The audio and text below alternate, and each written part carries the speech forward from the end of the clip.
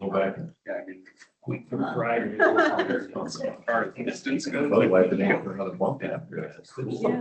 Yeah. You have to explain. It's a chaos. So, That's why I'm not going in to have this fixed, because it's just such a long Sort of trial by time fire. takes. shoulder, 6 months. shoulder recovery is not quick. No. I'm in About 6 months. I have a spouse in the middle of Dangerous thing. 2 hours of PT twice a week. They're not from me, they're from Bushman Insurance. Maybe in an hour. Okay. Morning, Ben. Jazz on something. So any more copies of it?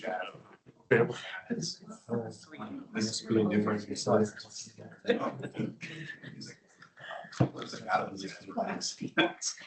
She gave, there's 3 different. Johnson, this right. Mixed up. Yeah. It's really good. The play is the best. You have a pack. Yeah, but now I'm Check it out. You can get in now. Mirrorless camera. Good idea. I knew that. I think his meeting is coming up. Yeah. For all those that don't choose, please stand and recite the pledge of allegiance. I pledge allegiance to the flag of the United States of America and to the republic for which it stands, one nation, under God, indivisible, with liberty and justice for all. All meeting to order, and just to notify everyone that this meeting is being recorded. So it's being recorded. First item on the agenda, Tony Phillips, the Planning, Zoning and Floodplain Administrator, with his FY 26 budget. Good, Tony. Morning. Same budget I've turned in for a while here. You guys had it for a while, I guess. If you got any questions, go ahead and ask. I really have nothing to tell you about it. I have some extra copy. I'll take one. Put them in your box a couple weeks ago. Oh. not in my phone. But just in case you don't have it, I did bring some extras. What is your department doing to better serve the county, the citizens of this county, Tony? What did I write down in the questionnaire, Steve? I don't know. On the back page would be what I printed out. Yep. So we did actually make changes to zoning ordinance this year to reduce the lead times on applications. And try to keep answering everybody's questions on the phone instead of actually having them come in. If we can do something on the phone, we do it over the phone instead of having them come in. The plan and zoning packets for each decision made at P and Z meetings be sent out earlier than the weekend before. So it's been talked about and it's hard to do because there's variability on different things. Sometimes we have a meeting, they want to have a meeting immediately next week. The timing that's sent out is in the ordinance. So we have to keep that open for doing things like that. So we have a 6-day period. That's what we're actually changing it to now. What we're working on changing it to now is 6 days to be mailed out. Can it be sent via email, digital copies scanned in and sent via email? It could, but it's going to be mailed out anyway. That would get it done sooner. Is this a budget thing? I'm just asking. Uh, You're here. We talk about this and it doesn't work as well as it sounds. Why? Ask the P and Z, they talk about it too. I can give you my interpretation of what they say and in my opinion on it. One, not everybody prints off their emails. Two, sometimes when you're scanning stuff in and emailing it out, it doesn't orientate right. And a lot of our P and Z, well, some of our P and Z members, a lot of our Board of Adjustment members are not that computer savvy to work with it that way. So sometimes they're getting a packet on a Friday of a holiday weekend or a Friday of a weekend. And P and Z meeting is on a Tuesday. And that makes it hard to do site visits. Is there any way to do it earlier than that? I just said, it's in the ordinance. We're talking about sending it out 6 days. If I send it out in 6 days, I have no control over the post office, how soon it takes them to get things. Some people get their stuff right away, some people it takes longer. Is that 6 working days or? No, 6 days. Because, like I said, we'll have a meeting on a Tuesday, and if they decide they want to have a meeting on the next Tuesday, I can get it by Wednesday. I can get it in the mail to them, and it meets all the ordinance requirements. So it's just 6 days. So you have no changes whatsoever on budget, correct? I do not. My total budget has $10,950 of items that are not salary and benefits. On the land use and building controls official publication legal notices, each year we've used 684 in 2022, 368 in 23-24, 348 this year so far. Can that 2,000 be reduced based on history? Which one are you looking at? Is that the first one here? Official publication. So that's another one where it falls, well, actually, that was one of the questions that we had on our paper and that I answered is, it depends on the number of applications we have. So if we have fewer applications, we don't have to publish a lot of stuff. If we have more applications, we have to publish more things. Tony, are you anticipating doing some revamping of the zoning ordinances to clean up some loose ends and to provide for some of the changes? So there's a change that we're working on right now that goes through the first half of the administrative section. So that's chapter 5, and we're going through about the first half of that, making a few changes, yes. Which changes are you looking to make?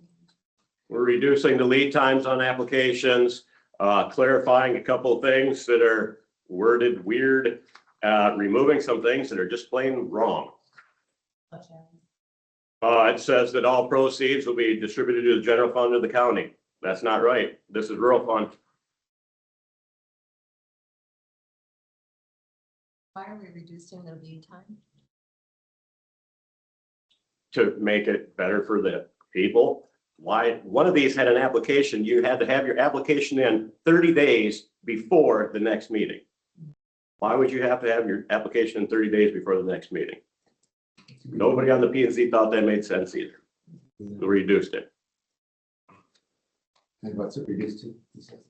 We dropped that down to, if we can get to the publication, I don't remember the exact wording we use, I'm sorry, Mark. But if we can get to the publication deadlines, all right? So normally, what I call publication deadline is 2.5 weeks from the meeting date. So that gives us time to, you get the application, we can get the notice written up, get the notices mailed to adjoining landowners and sent to the newspaper for publication. And it'll be published in a timely fashion before the meeting. Published 2.5 weeks before the meeting? It's not published 2.5 weeks before the meeting. I get it sent to the newspaper 2.5 weeks before the meeting. Newspapers are weekly. Their publication deadline is usually 3 or 4 days before their publication date. Required to be published 4 to 20 days before the meeting. Correct. Well, I don't see anything in the budget. Have you ever used the 1,500 on education and training? It looks like it hasn't been used much, like 165. It's a full 1,500. I'm just looking at everybody's budgets like this, that if we could reduce even just 1,000 here and there, it adds up. Oh yeah, I mean, at 11,000 of discretionary income, I can see we're taking 1,000 out. It'll make a big difference. Well, over the whole county it can.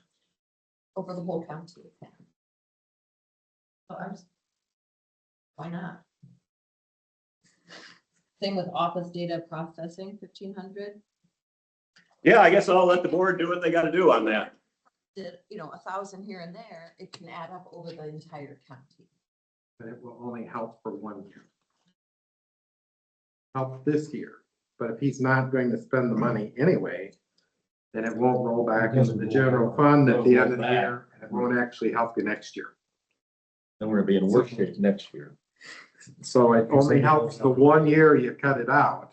If it's not something that he's If we cut it out. wasting it, it's Yeah. different than if he just leaves it in there and it rolls back every year, then in the end, it all washes out. So we just keep budgeting more than we do. In case he ever needs it. I think that's the point. Otherwise, you're amending your budget. Yeah, because if I don't spend it, It goes. it back. rolls as income for the next year. Yeah. It comes back in as income. If I just spend it stupidly to knock it off this list, like a lot of departments do, then that money is gone forever. Because we're gonna take it off his and just give it to somebody else to spend. It's gone. 20% is gone.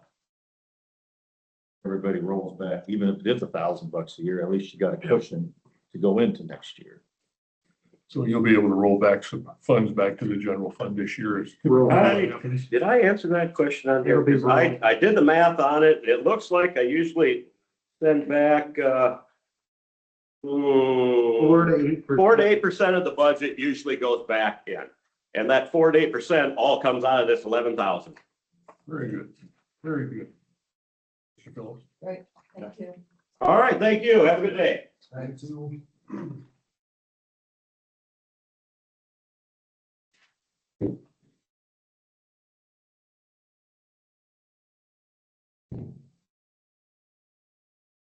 Thanks to be done. Does anyone need a copy or do you have it from me?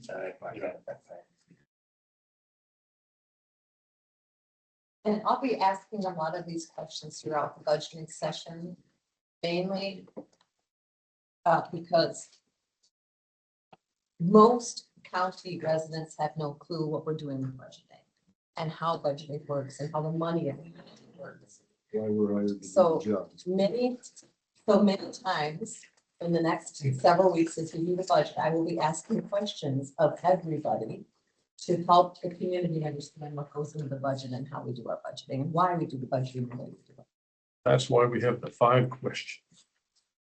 But the Because, community wasn't well, aware of those. But that's why these are in writing, and they can all have access to them. They can publish them if they so choose in the newspaper. And we can discuss them like this, 48% back out of it, so. What is on, That's what we like to see. next item on the Right, agenda and it's like what we can discuss with the is public so they're 940 aware of Doug it. Grew, our county sanitarian with the FY 26 budget. Okay, Doug. Any major changes? Didn't look like it. No, knocked $500 off for postage and mailing because my water test kits were not making it on time to the labs. Now I'd have to go back out, redo it. It's a waste of time and money, so I set up an account with UPS. And that's worked flawlessly so far. So now the only thing I really do with postage is when I mail results to the homeowners. But no big changes. Grant numbers are the same from the state. Things fluctuate year to year on well permits, septic permits. This was a busy year for septics. 60 new septics went in the county, which is a very high mark for 1 year's time. 60. Normally we're in that 35, 40 years range. Do you have any idea what the average septic cost is? Well, it goes by size, but if I had to ballpark an average system, gravity flow system, probably 7,500 to 10,000. Right around there. So it's, where were we? And they said one of the main sources of contamination is bad septics. Yep. In 2009, the state approved the time of transfer inspection law. And that's to eliminate open discharges or discharges to a field tile. So they want wastewater to be treated, obviously not get to the groundwater. So now when you sell a property with a septic, state law requires an inspection to make sure it's treated. How many wells did people take advantage of closing up this? Approximately, that fluctuates anywhere from maybe 5 to 10 a year, something like that. You think we still have quite a number of them out there that are still, Oh, you drive out in the country, you can see windmills in the country and things like that, but less and less are out there because of this grant program. That's a nice carrot to put in front of people. That pays for it or what? It pays for up to $600 now, plugging in a Madden well. And that varies on the depth of the well, how much material is needed, things like that. So sometimes it might cover 100%. Other times it might be $2,000 to plug a well. So Did we receive that on the county home? I did not, because we are a public entity on that, to submit that for the state. So, A lot of the average depth of old wells is probably what, 160 feet yeah, that are getting plugged. Well, there's even a lot of them like that were for livestock type wells that they just, when they first hit water, they stop, so they might not be Yeah. very deep at all. right. The old windmill powered livestock ones that are just out in the fields are, yeah, pretty shallow. Yeah, those are probably approximately 50 feet or less. Because that pump can't, that head pressure can't pull it up that much. So it's Yeah, not no. like an electric pump in the ground. down there in the Turkey River watershed, I know they were putting together a grant for, and I think they found probably about 8 uncapped wells in the city of Spillville that probably still existed, that they were gonna work on getting So those closed. I spoke with, I don't know if it's NRCS that runs that, the guy who's, It was Matt Frana. yeah, he's running that program. So we had big discussions on this. Said, yeah, we've got the money there. It's available. Let me know. And we'll go out to the homeowner and work on that. So nice addition of that program they have on that. Yeah, I found one in my yard. There you go. You'd be eligible. So So people in a city could apply for that. yes, yep. Yep. Doesn't matter if it's statewide. yes. City limits doesn't know the aquifer. And that's through NRCS, is it? No, that's through me. Oh. That's through our grants. It doesn't matter if you have public water, because at one time on these old towns, you didn't have public water. A lot of them had gutters that went to cisterns and things like that. So it's not uncommon that you find a well in city lot, but yes, that's eligible. Outside the old kitchen door. I'll be visiting. And the theory is, just so I'm understanding, the theory is that if you have a flood or major rain event, provides an easy access for contaminants to get straight to the aquifer. So if we, as many of those as we can plug up, then it's Right. more of a barrier. And a lot of the old wells are stovepipe casing with no grout. It rusts out like a car fender.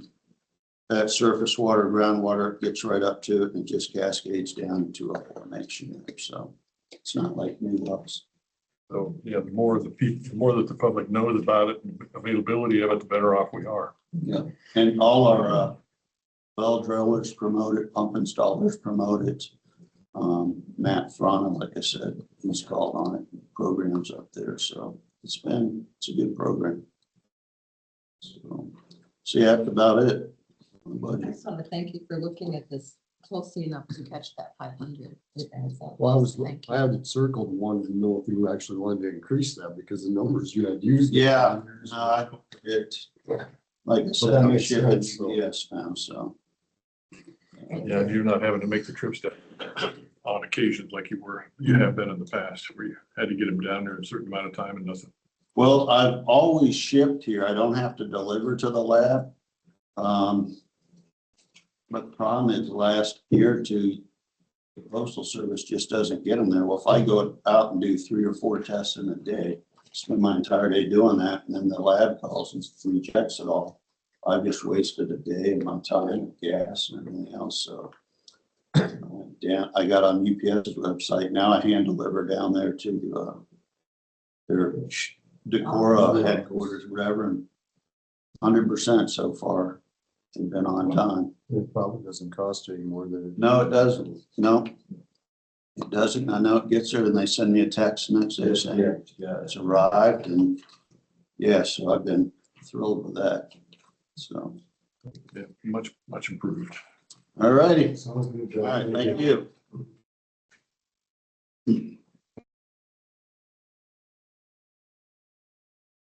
Actually, we really got scrutinized. For sure. For sure. Our county auditor with this FY 26 budget. Does anyone need a copy? It's full of Yeah, well, like copies in your box. I know, I know.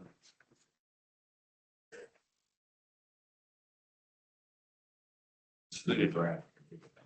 So mine kind of fluctuates quite a bit because depending on this first page and up half basically is election-based things. And so depending on what kinds of elections we're having the following year, it goes up and down depending on which election cycle we're in. So that makes a difference. You would think, well, in an odd number year, it's a smaller election, but in the odd numbered fiscal years, we have the city and school election, but then we have the primary election in June. So we actually have two always on those years. And then the general depends on whether it's presidential or gubernatorial, how much things cost. So I try to readjust it each year to make up for what types of elections they are. I will obviously need to do a budget amendment for the current year because I didn't budget any money for city and school elections, and we've had tomorrow's two. We have at least one more in March and possibly one in January. So we're going to have to amend because I've been spending money for those elections. You will notice that for local elections, it's the back of the first page. I put money in there, but there's a corresponding revenue because for local elections, I bill the cities or schools that are involved for those election costs. So although I have to budget extra funds in the expense, in the end, it doesn't actually cost us more because we bill those out. Same with all these special elections. I'll have to ask for a budget amendment to add in the money for the expense, but I'll also add in the revenue. So it won't actually affect your carryover, but I have to show it there is money in and out. One change we did make last year, this was in response to the House File 718 stuff, is that we started taking half of my salary and half of Lori's salary. She's my election deputy, out of the election area of the budget.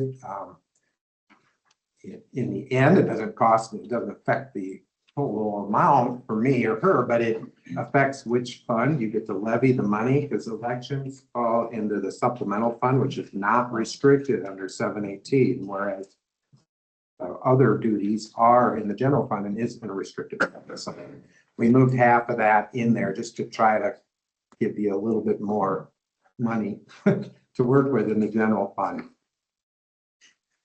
On the general fund, on the administrative side, so the non-election things, there isn't a lot of changes. Some I had lowered last year and then maybe thought I lowered too much, so then bumped it up a little bit again. I mean, like I took 500 out of the mileage and subsistence, took 200 out of education and training, just because we've been going to fewer trainings lately. 500 out of imaging of records. Basically, we did all that imaging with the ARPA money, but we still have an annual maintenance fee we pay, but I'm not actually paying to have any more scanned at this point. It's just that to maintain that system. So tried to reduce where I thought I could. Very few of the other departments will use that re-estimated budget line. That's where you can try to guess if there's money you aren't going to spend so that you can have a more realistic ending balance. So I try to put that in, but most departments just put the full amount in. So then you have a bigger rollover at the end of the year than maybe you expected, but that can help too, I guess. So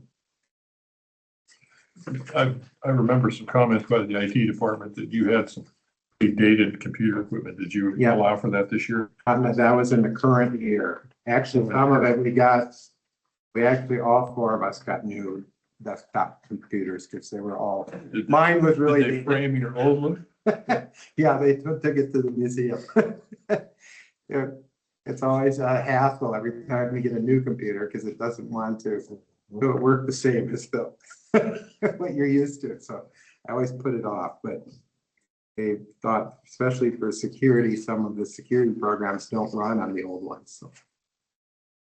So I did get that done in the current year, so that isn't necessarily in this new budget. And just like with Doug, I want to thank you for looking at the little pieces A here. little bit here and there where I can, yeah. Thank you. I've left the pay for election officials at $15 an hour, and that's been that way now for a couple of years. It may be something we consider changing sometime again soon, but I didn't change it this time. We did get a notification that it has to be set by the board. So you did pass a resolution a couple of years ago that said it'd be $15 an hour until you change it again. So if we do one. No, I actually had more than I could use at the general election, which was fantastic. And then that's the biggest one. So now I'll be able to pull from that big list for the next 3 years. So until we have to do another really big election. So Do you have an idea what the average is around the state for election worker pay? I think when we first set it at $15 an hour, we were kind of on the high side, but now a lot of other counties have caught up to us. So, I mean, there are plenty of the election workers that would do it, donate their time if that was. So I don't think that most people don't do it for the pay, but so that's why I haven't been on a push to change it. But if I start having trouble getting people, I'll probably come back to you and ask. Is there any consideration in the legislative sessions coming up that 718, that mailing that's been required on 718 may go away or get changed? Because it's really pretty, it seems like it's totally useless in its impact and benefit. They did change this last legislative session, some of the details of what's included in the mailing to try to make it more realistic for what, I mean, they had set $100,000 home. Well, there aren't very many of those. So using that as an example was a poor example. So they changed some of those examples. They also changed the timeline some, which was needed immensely because they were pushing those timelines. It's like, here's when it's due, and then here's when you mail it out, and then the budget hearing was 5 days later. I mean, it just wasn't realistic to people. A lot of people were getting their notice after we already had the hearing. So luckily they changed some of those timelines to make that part better, but I don't think there's any interest in getting rid of it. Is there any? Oh, go ahead, sorry. I was curious, what do you think the added cost that they passed down to us without any remuneration was? That was last year's mailing was, I don't remember the exact number, but I think it was around 7,000 or 7,500 or something like that. It was just an extra cost that we'd never had before. Another unfunded Band-Aid. Yeah. So at the forum last week in NICC's campus in Cresco, the legislative forum, the question was asked by the people attending to our legislators, Mike Bergen, Mike Clemish, and what was the other guy? Engel. Can't remember his first name. And they made it clear that they didn't see any changes coming down to this legislation, and that I think it's something we'll be dealing with for a while. I mean, the idea, I get the idea. It's supposed to be help the people know. I mean, it's a transparency. It's supposed to help people know what's going on, because not everybody's going to look at the public notice section in the newspaper. I mean, I know one person that'll comment to me about public notices now and then. I mean, that isn't the part of the newspaper people read. And so I get that. So we do a mailing instead, but it's still, a lot of people think it's junk mail or don't really care, but at least it's trying to get the word out. I mean, I don't like doing it. It's an extra expense, but at the same time, I get see both sides of that. I get the goal is to help let people know. I think, I mean, we have to put all of this into the Department of Management's system. So I put our budget in, but every city has to put their budget in, every school, all these different. So And then I take the information back out of the department management system to send to get mailed. So it would seem like if you wanted to create an efficiency and not create an unfunded mandate, if the Department of Management would just take the information that they already have and send it out statewide, we could get a better deal on the mailing because you're doing a mass mailing, plus then it isn't an unfunded mandate to the county. So that would seem like an easy fix that would make more people happy and still could maintain the program that they seem to want. But At the session last Wednesday, the legislative one, several of them did indicate maybe that was kind of a unnecessary. Because people don't read, they can't understand what they're seeing. It was anyway. about as clear as mud. So even they said, but they didn't say it's gonna go away. They said this probably was in hindsight. they'll probably keep tweaking what's on. I mean, part of it is that we're only sending a mailing that identifies our general and rural fund, because those are the two restricted funds, and the school or the cities are only identified. So that leaves out any of their other levy rates that they might have, whether it's for a bond or like a hospital. Yeah. School bus. Yeah, and so people get a false impression, oh, look, my levy rate's going down this year, great. Well, no, not really, when you get it all put together. This is addressing about 30% of our county taxes that go out of that tax bill. Roughly 30% comes to support county government and 70% goes elsewhere, but there's nothing in that, any of that documentation that addresses that at all. Is there? No.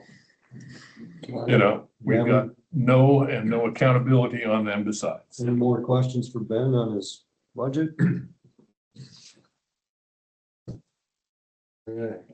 Next item on the agenda, Madden, SEH Engineering with our Festina Sewer project, final pay request and closeout certificates. Good morning. What are you doing better to serve the public? Am I doing better? He's gonna get out of our hair. We can get a project. Good deal. I'll definitely get out of your hair. Okay, so this is gonna be our final meeting, unfortunately, with this project. We're closing everything out today. And as part of that, we've got a number of things to deal with. The pay request, Ben, are they? They're in the claims, Okay. and Let's go over. the signed ones I've already emailed to I you. saw and that, Diana. yeah. Okay. I'll just go over them real quick. So we got pay request number 5.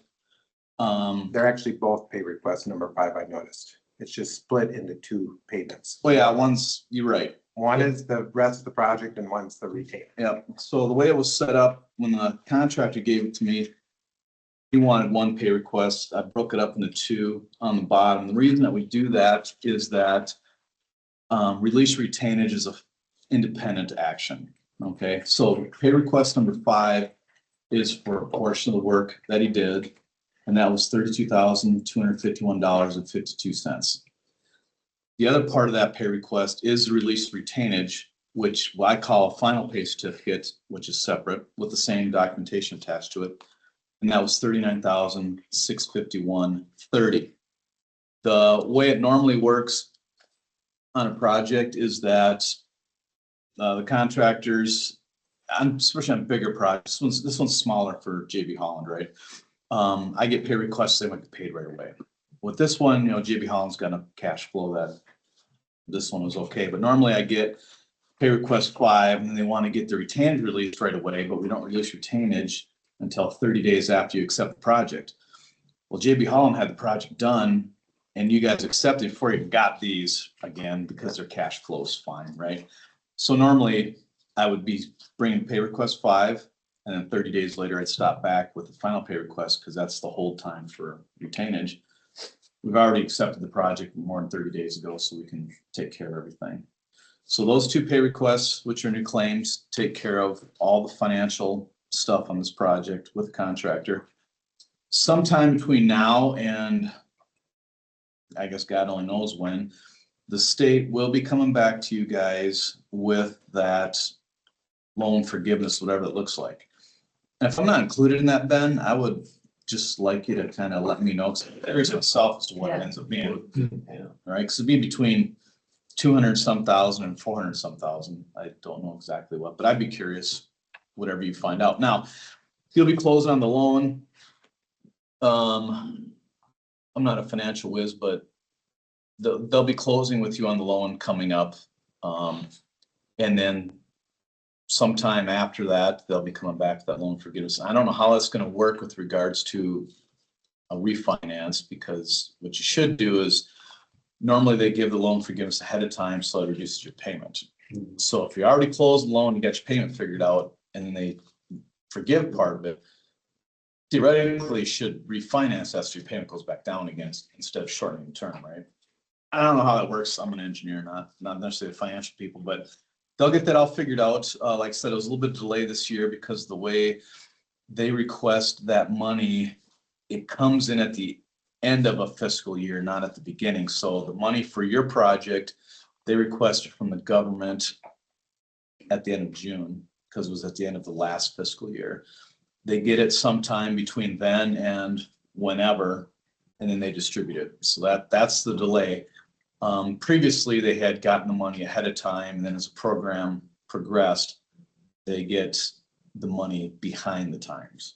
And unfortunately, with your project, it got done soon enough where they didn't get the money in time to give it to you prior to closing the loan. Now, if this project went until, say, spring, we wouldn't even be having this conversation because they have the money forgiveness and we'd be ready to go. So it'll be a weird situation, but I'd be curious, Ben, if you wouldn't. And we may want to, if they offer a refinance, it may not be something that they're interested in, because we're in at less than 2% interest right now. Okay. Yeah, and I might retap that because right now it's Yeah. 3.65, I think. So refinancing to spread the payments out longer, but adding twice as much interest may not be worth it. And if it's in their user rate to be able to afford to do that, then Yeah. I would agree with you 100%, because you're right. They modified the interest calculations. Now it's based on the federal rate minus something, but I did just look the other day and it's like 3.65. So you know, if you only had $10,000 out there, it's not much interest, but when you got hundreds of thousands of dollars, it's different. Right? It matters. Okay, so those, do you have any questions or comments on the pay requests or how that works? Okay, you can go ahead and pay them. The next thing we got here, and these require some signatures, and I'm going to remind Ben to make copies before I leave, right? First thing we got is, because this is funded through EPA money, there was a requirement in the project for the contractor to make an effort to use women and minority businesses, okay? There's no goal, but there was a requirement to make the effort, and he did. There was no women and minority business entities used in this project. So all this statement basically says is that they're unused. Okay. We tried, but there was none used. Yeah, so the way it works out is that when anybody bids on a project like this, there's 6 forms that have to be submitted with the bid that talks about what their actions were to try to solicit that, okay? And the contractors filled that out. In addition to doing that, as part of the CDBG portion of the project, we get a list of minority business clearinghouses, they're called. And so we also direct mail those clearinghouses with the project, and they disseminate that information to all their members to get interest. There's no interest. So if we were in Des Moines, it'd probably be a different story, but you know, we're so remote compared to where a lot of these kind of businesses are that we just don't attract them. So how do you want to, do I just present these? Let's do, I think they're all pretty straightforward. So if you want to present them all, then one Okay. action to approve them all, I think that's fine. That's fair. Yeah. The next one that we got is a written notice of works in operation. This is just a statement of DNR that the system's functioning. And I sign it as well. And the date of operation is October 31st. That's the date I presented to you folks at the last meeting for substantial completion, which means everything's working. So this course coincides with that. The next piece of paper we have is what's called.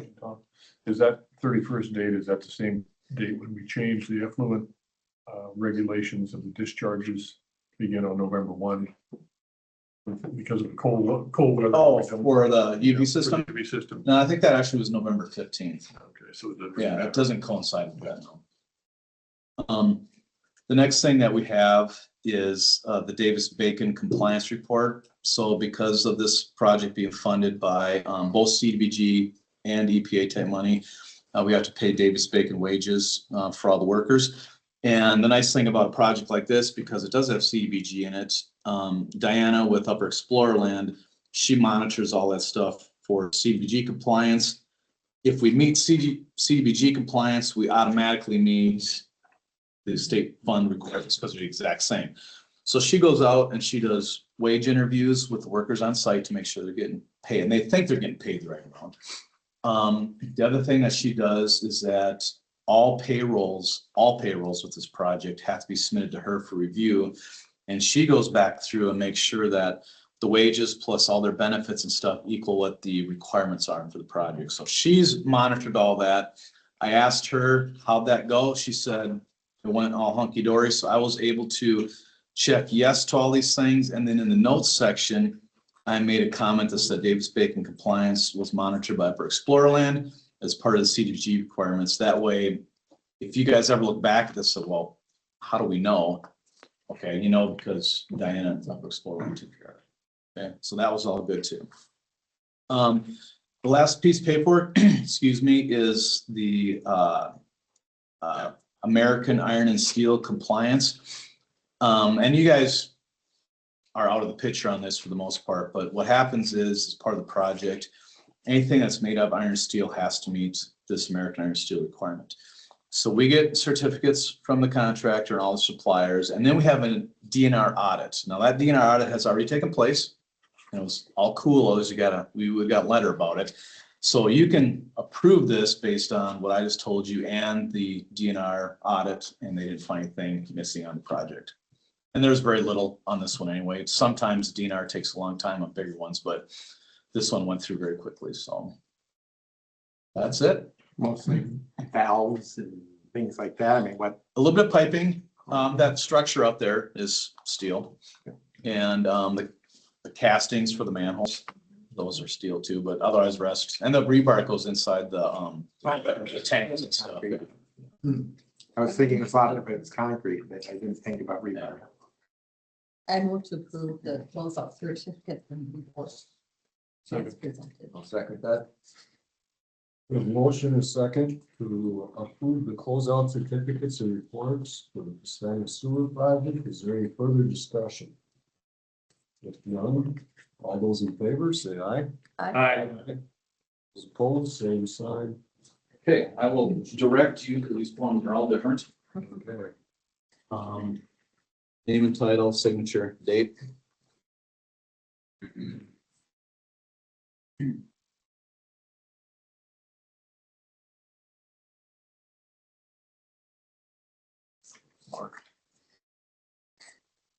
How much longer? That's my sign Oh. up here too. That's okay. Oh, you have that tower red out there, Mark, on the Borough Tower. Did we have another, was it a year commitment? Or something like that, maybe. We're still Okay. paying I'll find out. No, this one's got a lot more stuff on it. for. Name, signature, title, date, Gee, email, phone, I put just signed the it. county stuff on that. Sorry about that. hope you're done in time for lunch. Well, the thing is, when I prep these a lot, Down here, I can fill the rest of that in. I try to prep them, but sometimes I don't know if it's gonna be chair or coach, you know, depends on who's gonna be there, right? So I don't fill them Yeah, out. last week I really did. There you go. You can just sign this one too, and you can have Ben do the rest of your dirty work. Gonna be much more line. No, they don't. And then signature there as well, and then I'll have Ben fill the rest of that out. It's been great working with you guys. Oh, it's been awesome working with you guys. It was a great project, with a great contractor. We have Diane. Actually, It's been what, pretty well. three, right, started three, been about 3 years. I think it's been longer than that from the beginning. When I first got a call and talked to Neil, I think it was probably 4 years ago. Yeah, I remember I was, Started, yeah. yeah. But we had a great project. I'm keeping on track with Donnie. He's been sending me the operating reports. Everything's looking good. The equipment got shipped out for the warranty work, so that'll be back before the next disinfection period. And I told Donnie that if anything happens next 2 years, make sure you call me and we'll make sure it gets taken care of or figure out who's responsible for it and go from there. So, but yeah, it was an awesome project. I appreciate you guys' time, patience and everything and being interested in it. That makes a difference too. Glad I the people with the Steines. Oh, yeah, it worked out great. Hopefully Love to. on a future job, That's too early. hopefully in the future, job, we don't have bidders like the one that did the Kelmer project. Spillville's got major problems over there. Oh, really? Oh, yeah. So who was that, the same contractor? Mhm. No, so they finished up Kelmer fine, but maybe it's not going well in Spillville. They defaulted, going after their bond. Oh, man, we timed out really good on this thing. But we're done and all the inspections are done and everything's fine. You gotta talk to Roman Lensing about some of the issues that you missed. Oh, man. That's a bummer. Well, we did have that number last year because the contract went belly up to finish the project. Ah, that's too bad. And it's not pleasant when it's partially done and the winter is here and the roads are open. Dang, well, that's too bad. Yeah. There's got some issues. I'm glad we got done there. Even if you wanna, don't recommend any of those. Because you've got 6 county meeting, it'll be a topic of the 6 county meeting. Oh, my gosh. That is not good. Hey, Ben, can I ask for one more thing from you? I know you got this because you have so much federal help. You have a unique identification number. Can you send that to me? Yep. And I'll just fill that in for you, okay? Okay, I'll send you a copy and I send it to you. Okay, sounds good. Well, that's a bummer for them, really. Like I said, we got done in Kelmer. I know. The day of, last day of. I didn't get junior Mac. So 5 years down the road, when that road starts to fail, it may be different. We were pretty specific. They dug up a whole lot of it. And that there's $34,000 plus 20-some thousand over on all of that, and that was them. I would rather have the good material in there first. They should have never put the other in there. I realize that. Yeah. Cool, but I appreciate everybody. I'll be back about that number back. Yeah. Thank you guys. Yep, Merry thank you. Christmas, everybody. Yeah. Bye. Next item on the agenda, Mike Kueny, County Engineer. It's like you got a grant support resolution. Go ahead. All right, so we can start with grant support resolution. And there's 2 things on there similar. One's the one that's been on there for a couple weeks. And the other one's the raise grant. Raise grant is, okay, this is the SS4A grant resolution.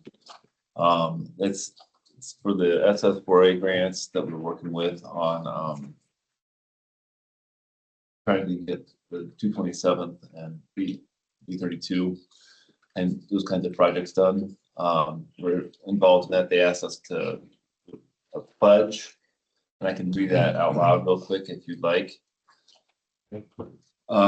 Says, in this pledge, we formalize Winneshiek County's support of the strategies outlined in Iowa's 5-year Strategic Highway Safety Plan, SHSP, 2024 to 2028, and the overall vision of 0 fatalities on Iowa's public roadways.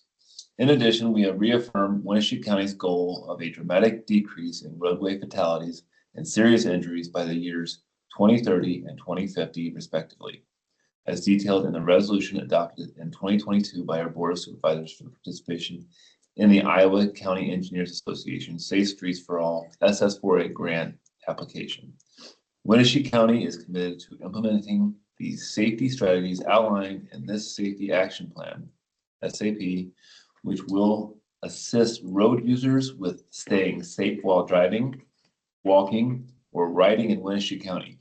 Winneshiek County is dedicated to measuring its progress towards these goals and providing quantitative metrics as we continue to take the necessary steps to improve safety on the county's roadways in order to realize our eventual goal of 0 roadway fatalities and serious injuries by 2050. So that is the SF4A is requesting that, the board sign that. I have just a place for you to sign that there.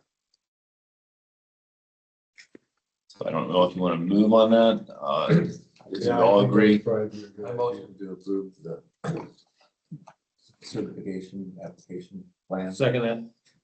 Motion and a second. For the Winneshiek County Pledge here, all those in favor, say aye. Aye. The resolution. Just Aye. Shirley. Yes, I. Mark. Aye. Steve. Aye. Aye.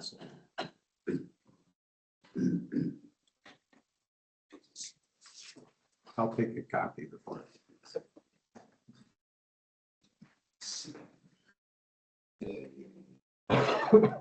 I'll just go through the report here. Since the last meeting, I attended the IACE meeting Wednesday, Thursday, and Friday of last week. I moderated one session, and the Winneshiek County Emergency Management Coordinator presented on Thursday at the same session. Winneshiek County is a semifinalist for the RAISE grant. It's a multi-county coordinated grant application. The W14 south of Fort Atkinson is a submitted project. Wednesday is the deadline for financial information paperwork. I will be working on that this week as much as I can. Motion of support is requested by the Service Bureau, and that's what I would like you to, we need a formal, just something in the minutes that says that you support us going after this RAISE grant. If there's any concerns with that, that's I can take those now. I was informed that they wanted this Friday of last week, so. Move that we support the RAISE grant application. Second.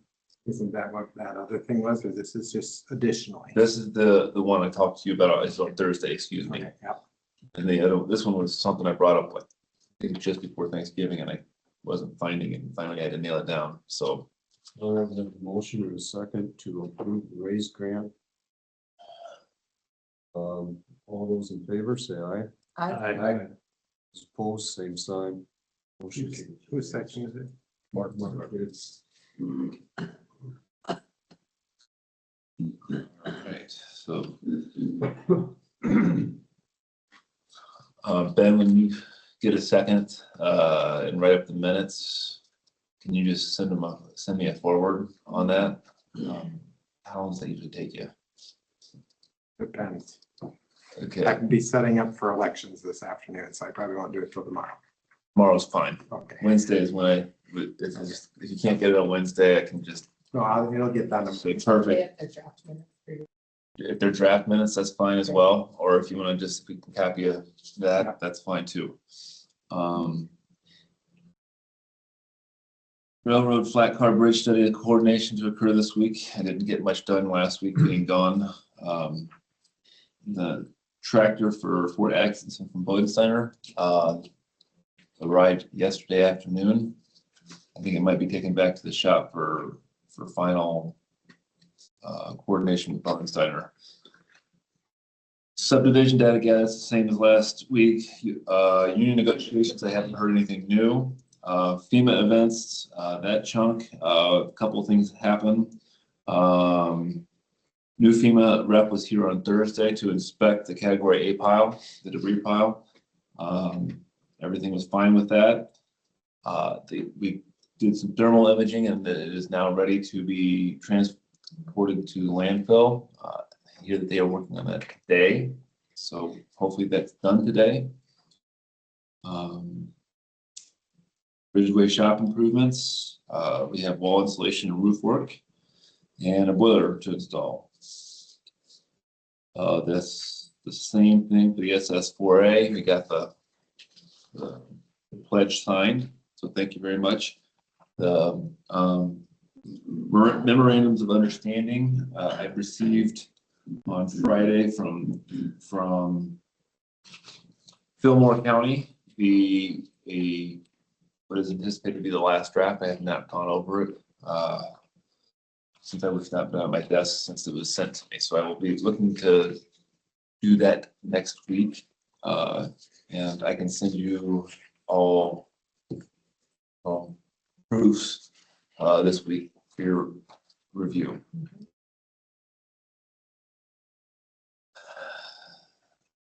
Arrangements for the 6th county meeting have been set for December 12th. We are looking to finalize our schedule today. I have plenty of topics to discuss, and we'll coordinate those and get those scheduled out to you. Look for that in an email today. And then we are looking for assignment. We received 12 applications for the assignment position. Any internal? No internal. We went internal first, and yeah, it's Interviews. I gotta figure out the time this week. I'm gonna be in tomorrow. We had a 6th county meeting on Thursday. I have this grant application that's gonna fill that time up until Wednesday, most likely. And then I have a meeting that I haven't even looked at. I have a meeting on Friday that I don't know if it's not here in town, so for soil stabilization with Mike Flemish. So I've been asked to go to that, so. Sure. Beginning of our 12th on December 12th, if you're ready for that meeting, if you do, let us know. Yes, I'm gonna be working with staff to make sure that all of the scheduling makes sense. But I haven't had a chance to do that yet, so we'll do that. Thank you very much, Shirley. I would like. Yeah, I don't think there's too much to do on it, but just other than coordinating all the ideas for discussions. So we should be good. Does Kingpin provide the coffee? Or do we get that brought in? That has been coordinated. I don't remember if we're doing that or. Okay, we need to pick. Sure. Thank you. And that is the engineer's report as it is. I can take questions now. I'll stop over it right after I had. Perfect. I did notice they got the fog line in on W14 between Fort and Stillville, which I didn't realize they had. Yeah. Billville they did, but not Ridgeway Airport because the timing of the shouldering, the rock shouldering. They wanted to get that in before to protect the asphalt. Yeah. We'll just do that fog line as part of our normal striping operations. That one, I had a person's comment that they quit traveling on that road years ago because it was so bad. And it went on it last Friday night and was shocked at the road. How good it was. It's unbelievable. It is very much, very, very nice. So. See why they quit driving. Oh, yeah. Yeah. I mean, they quit. Yeah. Well, it should be nice for the cost it came in. It came in a little high, but it was wet late and we got it done. And that's, the contractor was dealing with a lot of uncertainty there, so. And it took a lot to get it wet. And hats off to you and the crew for the shouldering work that was completed there, because that was a significant effort. Yeah. So. That'll save the road. No. It's huge. So. Huge. So anyone have anything else for Mike? Great. Thanks. Thank you. Your turn. Yes, look forward to it. Catch up, yes. So.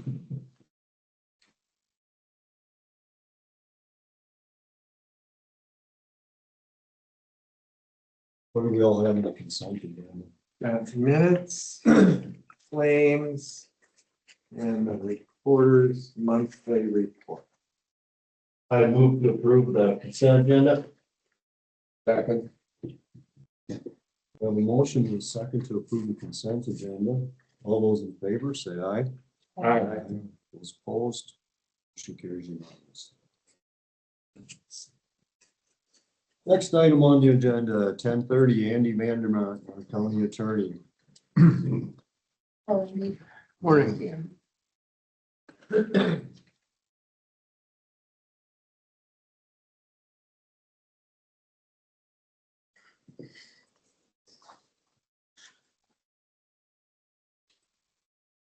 So I had sent information out regarding Dairyland Power Cooperative wanting to revise an existing easement.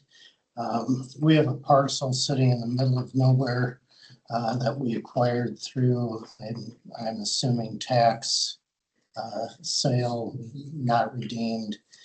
And there's already an easement on it, but they're looking at putting fiber on the top neutral line. I think it's a distribution system, not a, it's running to probably My Energy or somebody to sell off the energy on it. And I think this fiber is just to communicate with substation, that type of thing, so they have a better distribution system. Fiber is not included on the original easement. What they're looking at is updating the easement to provide for a communications line as part of their neutral. I sent that out to you, but I also sent them an email saying that I think the language in the easement and the easement payment agreement needs to be modified because it references the predecessor owner and says that essentially that we are accepting the payment in care of this owner, which suggests to me that we have an obligation to hold that payment in trust for a family member or someone whose predecessor, and I don't think that's necessary here because the county actually acquired it by tax sale anyway, so it's yours. And we should clean up the language so that Winneshiek County is the only party to the easement. So I'm waiting to hear back from them on that, but I just wanted to alert you to the fact it's out there. I don't see a problem with it, frankly, once that language is cleaned up. There's already a power line distribution system going through there. How much land is that? Is it 1.8 acres or something? I mean, it's a, Landlocked? what's that? I said it looked like it was landlocked. It, there might be a road on the, I want to say north end of it, but I'm not entirely sure of I that. couldn't really If tell. the aerial that I sent you, yeah, it's a strip of land with just a maybe 30-40 foot easement on the far end of it. Yeah, I think it straddles the road. I think there is a road through there, but I'm not entirely sure. Regardless, it probably is something that I don't know how we get it back on the tax rolls or if it's even worth it, but there's no value to the county in having that piece sitting out there. So it should be abandoned. Abandoned, vacated, you call it what you want, but it, Should we, there's probably value should to we just an do adjoining property owner at some do point. an adjustment with the surrounding properties to eliminate the parcel? Would that be a possibility? Just to I would dispose of it? complete the easement first. Right. And because even to give it away, we're gonna have to go through public hearing process and Right. everything else. I'm trying, I had looked at Beacon. Honestly, I don't remember if we're surrounded by one property owner. If we are, it makes it very easy. If we're not, then it comes down to, are you splitting it, dividing it, how are you? And if there is a road through there, where part of the parcel sits on one side and part on the other, it creates its own set of headaches. But I mean, we can do that. I think I'd get this in place first, just so it doesn't complicate the easement issue for successor owners. That's all. So you're looking for a motion to grant the request for the Dairyland Power Easement? Not yet. We'll have to do a resolution setting a public hearing because we're conveying an interest in real estate. Even if it's an easement, it's You do the public hearing, you have the hearing. First, you need to clean up the language. Yeah, first thing.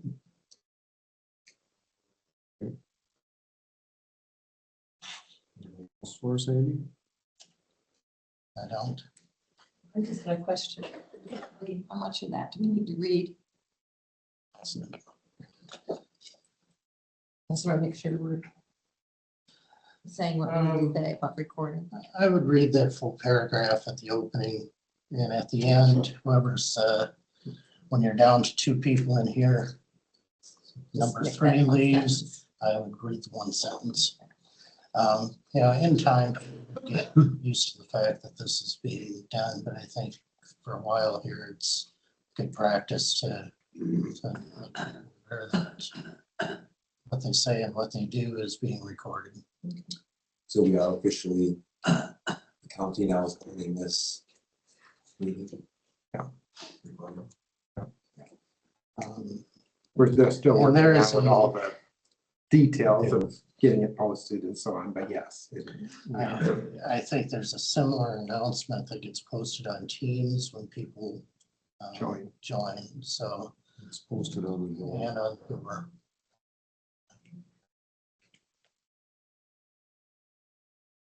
Do you recall any of the details of our agreement with DHS on the extent of services that we provide? I noticed we had this letter about whether or not we were going to, when we were going to move them. Ben sent me a copy of the 28E, which doesn't really make any mention of office space. Let me do some digging, because I think. Because they were saying if it isn't in their budget this year. They had a meeting. John had a meeting with them. It was supposed to be IT, but their IT never showed up. They don't have an IT. They don't have an IT, but the IT person didn't show up, so they were sitting, nobody, and had we know that, and then she was asking about space, well, that ain't John's. Yeah, he thought it was gonna be an IT, and it wasn't. Yeah, nobody showed up for, So on their end. they're saying they can't afford to move till July 1. Well, yeah, that it Essentially. wasn't in this year's budget or whatever, the way that No. interpreted what they said. Let me do some digging. I don't This think, 28E, I mean, it predates me, which, you know, it's old. But we may have done some other things because they have moved from the Smith building out there during the time that I've been county attorney. And I don't know if we did anything, any kind of a written lease at that time, or if there was something else we relied on. So anyway. and the 28E basically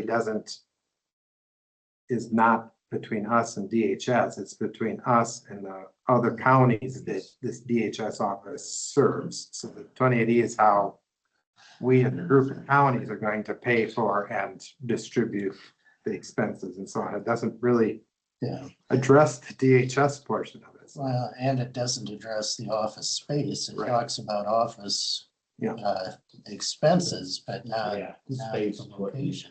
Yeah, I mean, where is the line where the state starts paying some issues instead of all of the county taxpayers having to deal with all of the expenses of this state agency? As a, you know, it becomes a very onerous, you know, state unfunded mandate.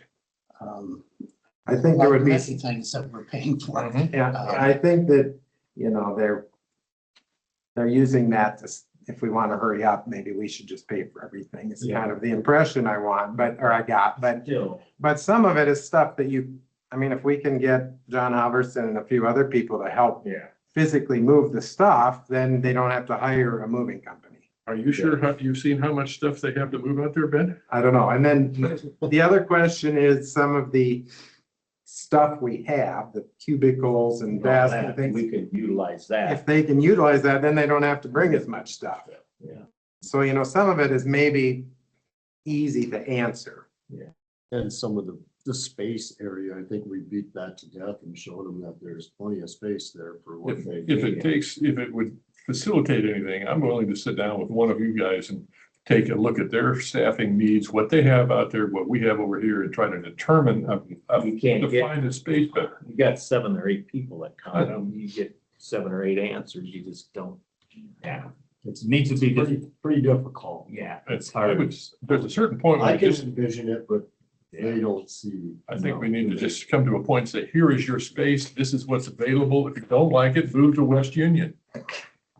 I don't think we have that option though, do we? Or do we? The current 28E, I think, stipulates that Winneshiek County is providing the space. It also helps Winneshiek County to keep organizations here. Now, it could be that you work with the other counties and say, do one of you want to provide the space? I mean, I that. know what that answer is. Well, it might be, I mean, if there's an expense to getting them moved, is that something that gets shared? I mean, The other does counties. Winneshiek County need to take the full burden or? I think if we spend any money to move them, we'll filter it through the same payment schedule we do any other expenses there. So So, they pay 40%. yeah. We can maybe give them a heads up on Thursday at 6. And as far as the budget, I mean, we got $10,000 or 15, I don't remember, in the budget for building maintenance. Well, if we're planning to sell the building, we could probably reuse some of that to pay for moving things. And they have things like I mean, our telephone. telephones and gas and electric and there's It's very- water through Culligan that they aren't gonna have to pay down here, so they'll have several months of money left in the budget. So Yeah, we we can can certainly- make, yeah, everything, all the monthly We expenses. can certainly Already present, acquired here. we could present the opportunity to other counties that they're, we're more than willing to make them, the proud owners of the DHS. We have a trailer that we can use for living. I would think so. It's not. very Some of big. it comes down to the security part of it. I Yeah, have one, the election stuff is in, we could take the election stuff out and use that one if that's one you need. That was the one big hiccup. their IT, they're all their IT and that stuff. I mean, the office, the desk and all that stuff is easy. It's the other where they gotta have. And with them having an IT person. It's like, John was a little worried about like get into the tech, I have trouble spelling IT, so it's above my head, but the switches or routing Yeah. equipment or whatever that, and he could install some, but if it isn't what their IT wants to use and likes, he really needs them to tell him what. yeah, Are they on fiber out there? No. no, That's one of the big things. They spend almost $1,000 a month for a special T1 phone line to get data in and out of there. And so that's one of the biggest expenses that's kind of a waste because they don't. We have that ICN network and. There'd be fiber there. I mean, Yeah. either one they could yeah, latch I mean, on to. it's all right in there. It's all there. And they've already verified that it was doable and it sounded like the state people would be ready by mid-January to switch it over to this other system as long as we have the equipment in place, but I don't know.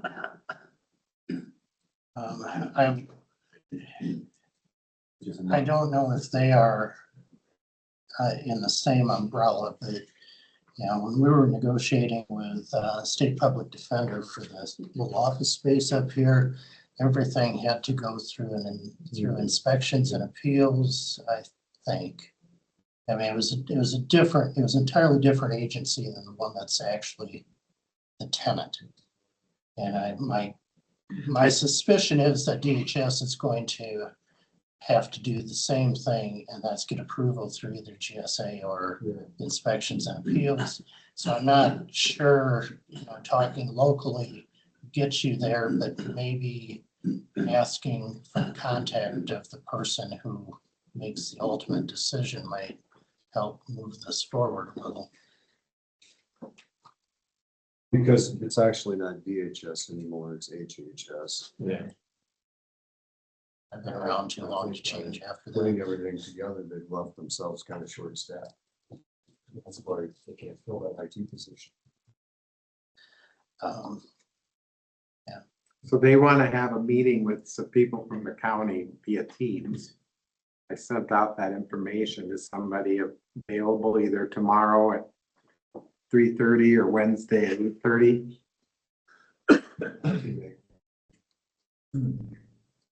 Tomorrow works better for me because I'm gonna be here all day anyway, and Wednesday morning I'll be getting things delivered back. So tomorrow at 3:30? Tomorrow at 3:30, it would work best for me. You'd have to meet like up in the little room next to my office because they'll be voting in here. Wednesday, I got meetings. Wednesday won't work. Tuesday at 3:30, and you two will be there? Yeah. Okay, I'll let them know that, and we'll get that set up. Do you want me to sit in on that? Yeah, if you want to, Good idea. And it'll be a Teams link, so I could send the link to you if that's easier than actually coming up to the meeting room. I need the exercise, either one. But yeah, send me the Teams link regardless. Okay. That'll just, I'll get it on my calendar. And is there a requirement that when we as a county own that building, that we have county function in it? So that we're not just a landlord? Not a requirement that you start treading on whether it's taxable or not. That's. I mean, if you're going to become a landlord for an entity that is not non-profit or. non-profit or not, Related. yeah, it's not providing specific benefit to the county, I think, you Like if may the- need to have a conversation with Jim Olstad The about. farmland we rent out is Taxable. Yeah. Taxable. becomes taxable because we take Right. bids and to a private person. But I think you look at food pantry, you look at Spectrum. Spectrum, I mean, those, you're still not taxable because of the DHS. nature of the entity and the service being provided, so. Just didn't want exposure that we might be sitting with unknowingly as a concern. So, because we don't actually have our own county government per se, we do not have any, It's we're all. not occupying space there. It's all Nonprofit entity. outside service bureaus, nonprofits, but not our own county entity. But I think the use that's being put to it is all county related. Yeah. Or supplementing county services. Services. Yeah. So I think, I don't see that as an issue down there. Yeah, whatever you do out on the highway would be dependent on who your tenant is. Yeah, that's a little different ballgame. Yeah. I doubt VDOT's gonna buy it back. I mentioned to Andy that it had been brought up at one of the meetings that maybe you want to start the process of listing that. I don't know how soon you want to do that. It might get DHS to realize they got to get moved if we're taking bids or doing something. Push Push that. that along. How do we go about that, Andy? I got to think about that after Ben sent it. I think your starting point is perhaps an appraisal. I think you need somebody who can do a commercial appraisal out there. You can talk to all the realtors you want, and I'm not being critical of them, but I think an independent appraisal gives you a better idea what the value is than somebody coming in and saying, oh, I can sell this for X number. And the next guy says, I can sell it for Y. And, you keep bumping it up to the point that it doesn't get sold because it's inflated somehow. Comps that are. There's very, very few comps that would be available within 100 miles, probably. or 50 miles. You might find some. I mean, you've got some in the industrial park that have sold in the last couple of years. Yes. Yeah, I mean, there's some out there, and that's why I think it may be money well spent. The problem becomes if you don't know your timeline, how close can you get into the appraisal? You do the appraisal today and they're not out for 8 months. How good's your appraisal? February would be reasonable. March would be realistic. I mean, we're only a month away from mid-January when they can even. I mean, It's pressure mark on. yeah, all I'm saying is I think there's value to having that. The next question is, are you going to put it up for bids at a bid no less than the appraised value? Are you going to list it with a realtor and keep that appraised value in your pocket, knowing what you can and can't sell it for to meet your fiduciary obligations? you have some options, but I think knowing what that building or what that property is worth is important in terms of guiding you in what direction you want to. There was one time we sold a property where we took bids, but then we allowed the top three bidders to then go into an Roundtable. auction. Roundtable auction. Yeah. It didn't work that time, but we allowed it. Because it was a husband, their wife, and one of their kids that got the top three bids. But, you know, Jeez. it was Fort Atkinson, Ben. But I mean, it's a unique piece of property out there, and it may take some different marketing than simply hoping somebody comes in with a bid. And I mean, unless there's some conversations that are going on that make you think that that there's some interest out there, you know, you may have to get a realtor involved, and that becomes its own set of how do we select who's going to Yeah. do as far as, yeah. And that I think is, you know, we could solicit proposals and then draw a name out of the hat when all of them are at the same percentage commission. Yeah, here's what it is, here's what you're getting. We should probably have the survey markers done before it snows. That's reasonable. And then another, we probably should engage our own Economic Development Commission with Stephanie Fromm, with maybe people that she may be trying to court in bringing in business to Winneshiek County as an option in this whole process. Yeah. But they can do that survey before snow flies. Yeah. I'll stop over and talk to Shimmick or talk to Michael first and see if we get Shimmick to go ahead and establish property for it. It's worthwhile. But then, is there easement on the access off we share with the DOD? I think so. Haven't looked at it recently, but I think there's. To see what that restrictions are. Well, and that would, I mean, that's gonna show up in whatever abstract. is done on There it. is, yeah. At one point, the drain field, septic system and drain field was shared between the DOT, the state and the county, and I don't know, there was some contamination, and I think they had to do their own or something. Yeah. So that may not be an issue anymore, but at one point that was. But there is a shared well, Okay. I think, on that property. When you're in the courthouse, you might ask Doug about the septic and well, we'll see if it's, if there's anything there that's gonna be a cost to you for. Because I think that septic was just replaced a few years ago. I think there was something done because we were having issues with the contamination from the shop getting into Yeah, they there. had to put in one of those oil collection systems. That's what they had to do. And I don't know if they're still tied into it or they had to put their own tank in. You guys will have to do an inspection before it's sold, but I think it might be good to check with Doug and get the dates on it.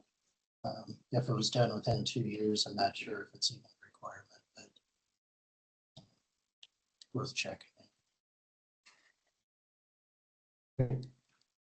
That is for the public, that's 4 acres, Yeah. Plus or minus. 4 acres of land that goes with that building. So Yeah, it's a 2-level, 7,200 square foot building on approximately 4 acres. 4 acres. Great.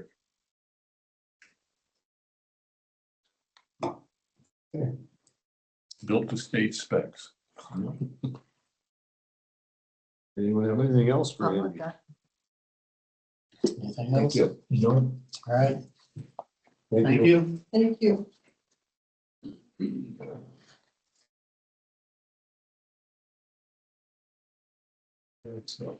Miscellaneous. 2 minutes.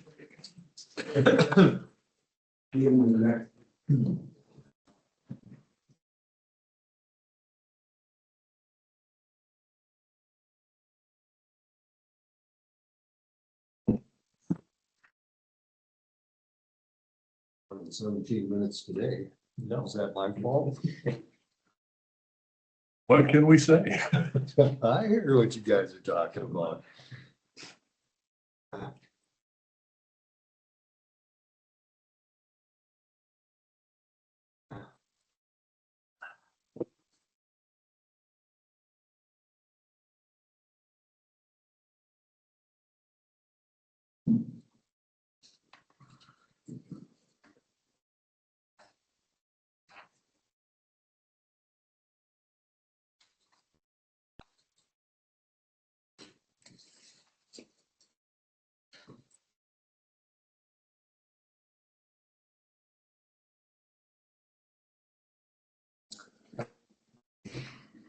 solid waste is that the legal Oh, yeah, down to the, like one who can come. You can be there. You come in. Oh, waste. Oh, tonight. Yeah. Yeah. You can get Yeah, that. so I'll be, I got locked to, I got a key we gotta make to, sure we got a quorum, so. 'cause we got You have locked enough? door. I got a key to make sure we got the door open. I printed out these for people. Did you have this and you follow along? For tonight, it's solid. waste. Yeah. 5 o'clock at the community services building. We can sell. No, I talked to TJ this morning. All right. Appointments to boards and commissions. Some of these are supervisor appointments and some of them are public appointments. And so I don't know where you want to start or what we need to do. I've got a whole list from Upper Explorer Land of appointments, reappointments, for mayors, as well as all these other ones. So Wherever you want to start. I did, I heard specifically Michelle Ellsburn is also the city clerk for Fort and she does not right. She does not want want to continue, Oh, continue. She wants to go ahead and retire from. to. You want to do all of the Upper Explorer Land ones first, just to get those all done? So for Upper Explorer Land, you have the regular commission, which includes both supervisors and community members, and your person up this year is Tim Kander, and I was trying to find here what we had for applications for that. The only one we have is Cheryl Weisler. So that's, we do these individually then. we could probably do them as a group here. That's up to you. Or that one's a community person, but the other is the executive board. So you would, from your normal appointments, some of them get placed on the executive board. Looks like Shirley is the chairperson and Nina Taylor is the vice chairperson. Currently, but so someone of the group, and you could put, it says here, Mark, Vic, Shirley, and Nina would need to be renewed to the executive board and place in your minutes both full board appointments and executive board appointments. So I guess you would do Mark, Shirley, and Nina as the executive board reps. Transportation Policy Board. He's appointed supervisor to the policy board and an alternate, and and Shirley's alternate. okay, so we would need to reappoint those. Revolving Loan Fund, Dan Langrick and David Krieger currently serve and would like to be reappointed. Northeast Iowa Housing Trust Fund, Shirley is the current representative.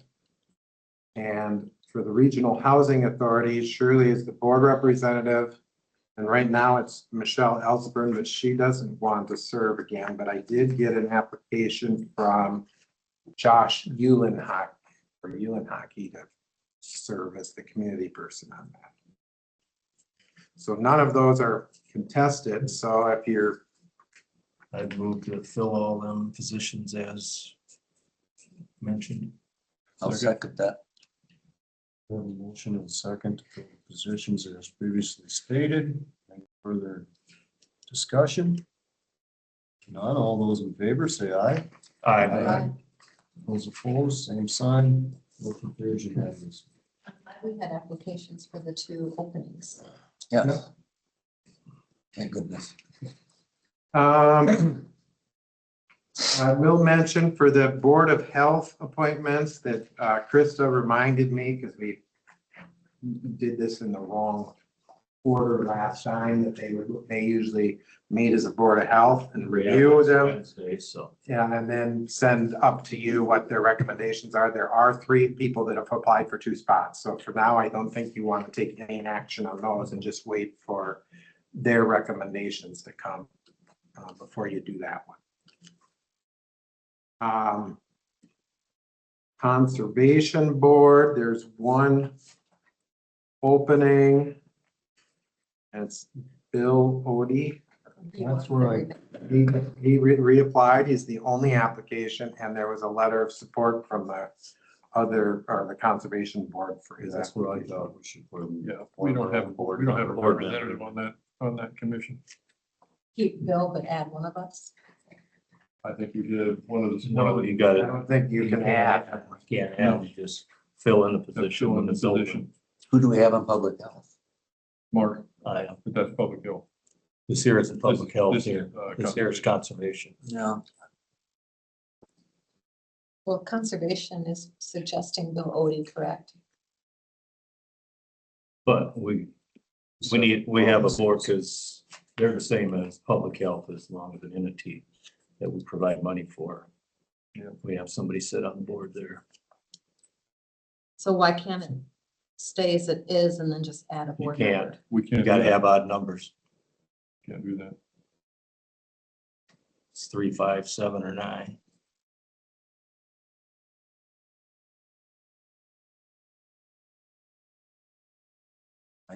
I'm not comfortable discussing this without the conservation board. We make the decision. We make the final decision. I just believe someone from this board should. Sitting on there. I completely agree with that. I would love to be nominated for that position, and then if we're gonna take this action. I'd nominate Shirley for the board. So I would take that responsibility. Last year, you said you had too much on your hands anyway, sure. I would nominate Dan. Have a Dan. nomination. We had one already. I don't think you do nominations. I think there's a motion to appoint someone and then you take a vote. And it either passes or doesn't. And you you make a motion to appoint someone else. I nominate appoint Dan Langer. Dan Langer. as I had mine up first, Okay. so we need to vote on mine first. It wasn't a motion, but I motion. He just said he nominated. I motioned to put myself on the Board of Conservation as the board appointee. Well, you said we have to decide if we're gonna not accept the current application that's there. Well, I think you could make a motion to appoint Bill Odie. You could make a motion to appoint Shirley. You could make a motion to appoint Dan, whoever you want, and then you take that vote. And if it fails, then you try making a motion to appoint someone else. Well, first, If you do nominations, what could happen is you could end up with 3 or 4 people and there's only 5 of you to vote. So how do you? Right now. It could all split up. It'd be like, Well, have a runoff election or first of all, we should something. probably decide that motion to approve Bill Odie, since he's a current member. a motion is second to appoint Bill Lee to the Conservation Board. All those in favor say aye. I Those opposed, same sign. Aye. Aye. I nominate Shirley then for representative. second. I have a motion and a second to approve Shirley to the Conservation Board. Any further discussion? All those in favor say aye. I Aye. Those opposed, same sign. Aye. Aye. did you guys discuss this anytime before this meeting? No. No, we haven't. We This was discussed. discussed last year when we had Last year when we a did, deal up. we talked about putting a board member on. I moved to nominate Dan Langer. Second. There's a motion and a second to appoint Dan Langer to the Conservation Board. All those in favor say aye. Aye. Those opposed? Aye. I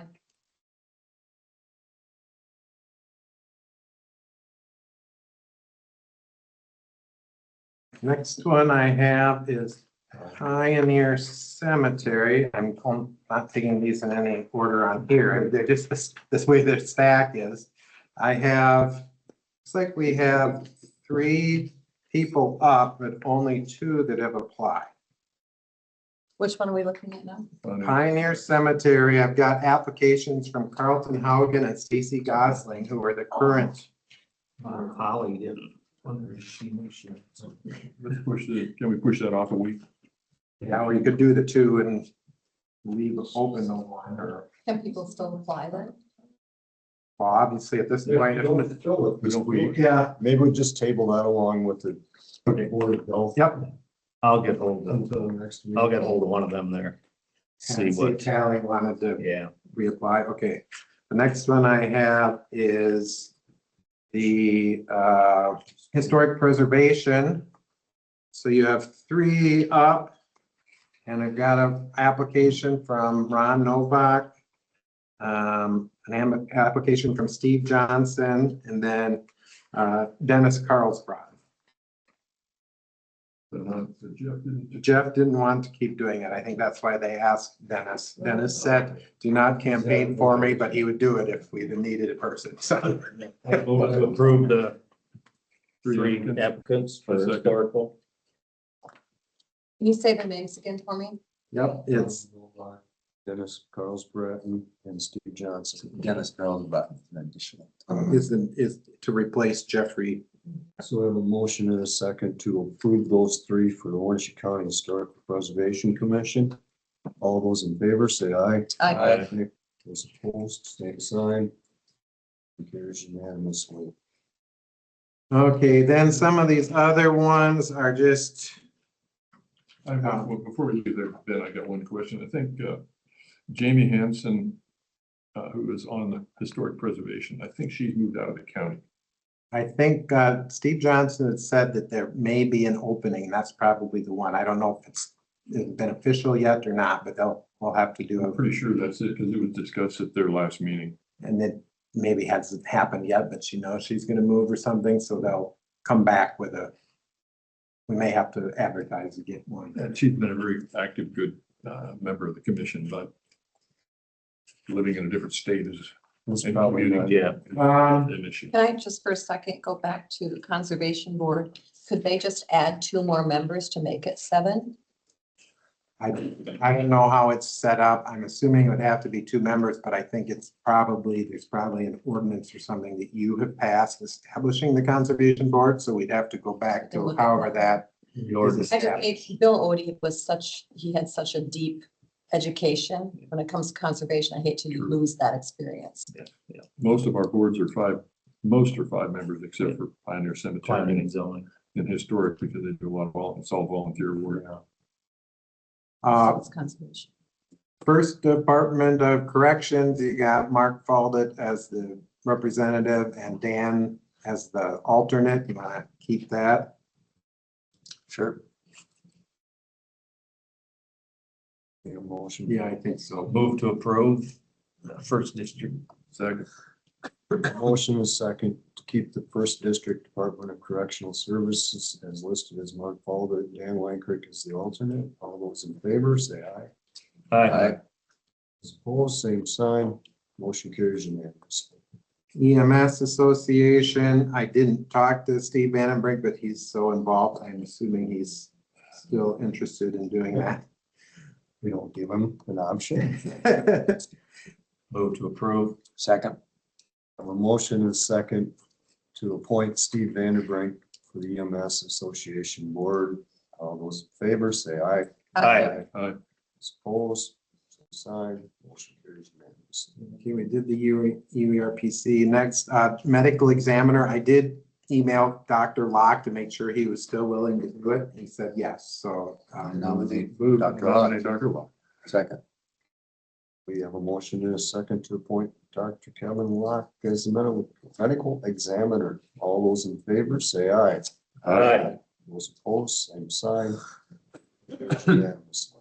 I do know that he's been doing some training of some other personnel so that when he does decide to retire, that somebody else Nobody in there. knows how it works. So I didn't think he'd take another term. I wonder too. That's why I emailed him first. So that's everybody on this list. Then I did send this out to the Compensation Commission for eminent domain valuation. This committee doesn't get called on very frequently, and it's a list of a whole bunch of names, and when they do use it, they only pick like 3 or 5 of them. When I first started, it hadn't been looked at for quite a while, and we pulled off this list, and there were dead people and people that had moved away. It was like, it was all completely messed up. So each year I just bring it up. If you know of anyone who's moved or should be taken off of the group, And Shirley had said that Alan Sand has moved away, so we need to remove him. So we'd be looking to get at least one more person. Were there any others on here that anybody knows should no longer be on the list? I think Dan Beard has a wrong address, but still on the same street. He moved down the street. I can double check that. I didn't see nobody when I went through. So I think what we're looking for is one person in that category of city or town property to add to the list to replace Alan Sand. So I put this in the thing in the newspaper as but nobody applied for it, and we seldom have anybody apply for this one. So because it hardly ever meets. It's met once in the last 15 years, and only 3 of the people got called that time. So There's one. It's not a very demanding job. yeah, what this group does is that if the county or one of the other government entities wants to take property using eminent domain laws, they file appropriate paperwork, and basically once it's granted, the county gets the property. That's the one to use it for. The county got the property, and then the judge calls 3 or 5 members from this list to sit on the board to decide how much money the property owner gets reimbursed for that property. So, normally when we're buying right of way for a bridge or a road project, we negotiate and find something that's mutually agreeable. Sometimes it might be, we'll put it in, move a fence, or we'll build you a driveway in exchange for part of to make up the difference. But there was one time where we couldn't come to an agreement, and we had to basically condemn the property that we needed for a bridge. A bridge, we have 4 corners basically. So we had 3 of the property owners that signed on, but 1 that wouldn't and was holding out, and we had to use this process.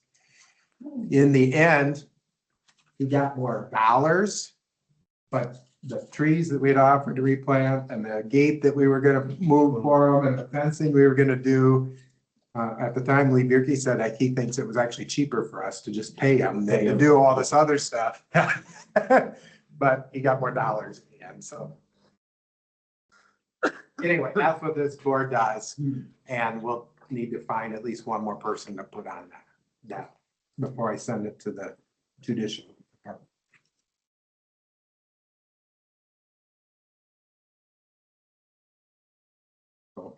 So I'll put that in as one we can think about again next week if someone can round up a name, and we'll check on the other 2 things where to wait for public health to make the recommendation and see if we can find one more for Pioneer Cemetery. Yeah, I'll check with them. All right, next up, we have discussed the June setup and introduced the county treasurer appointment. So we have 2 applicants. And I sent you that information, and Andy did give me the information we need for doing the closed sessions and those kinds of things if you do interviews and so on. So I guess it's up to you if you want to do interviews, and if so, when we want to try to set those up.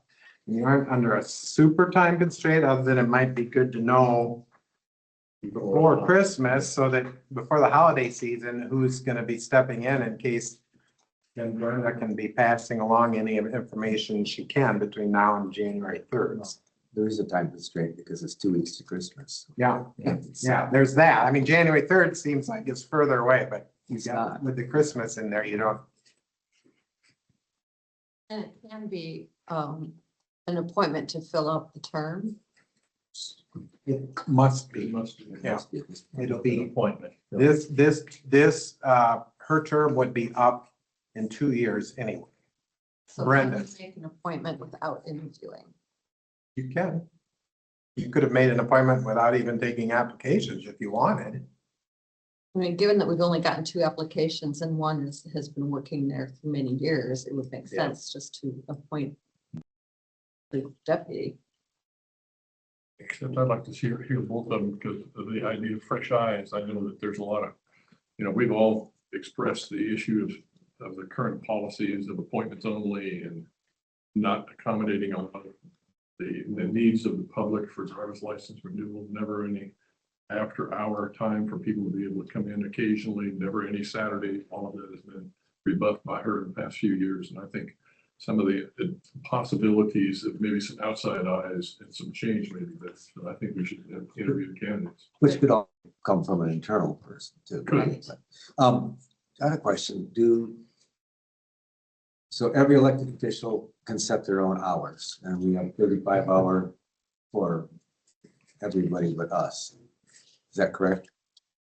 Elected officials set the hours of their office, yes. And but, we're 35, some counties are 40, is that correct?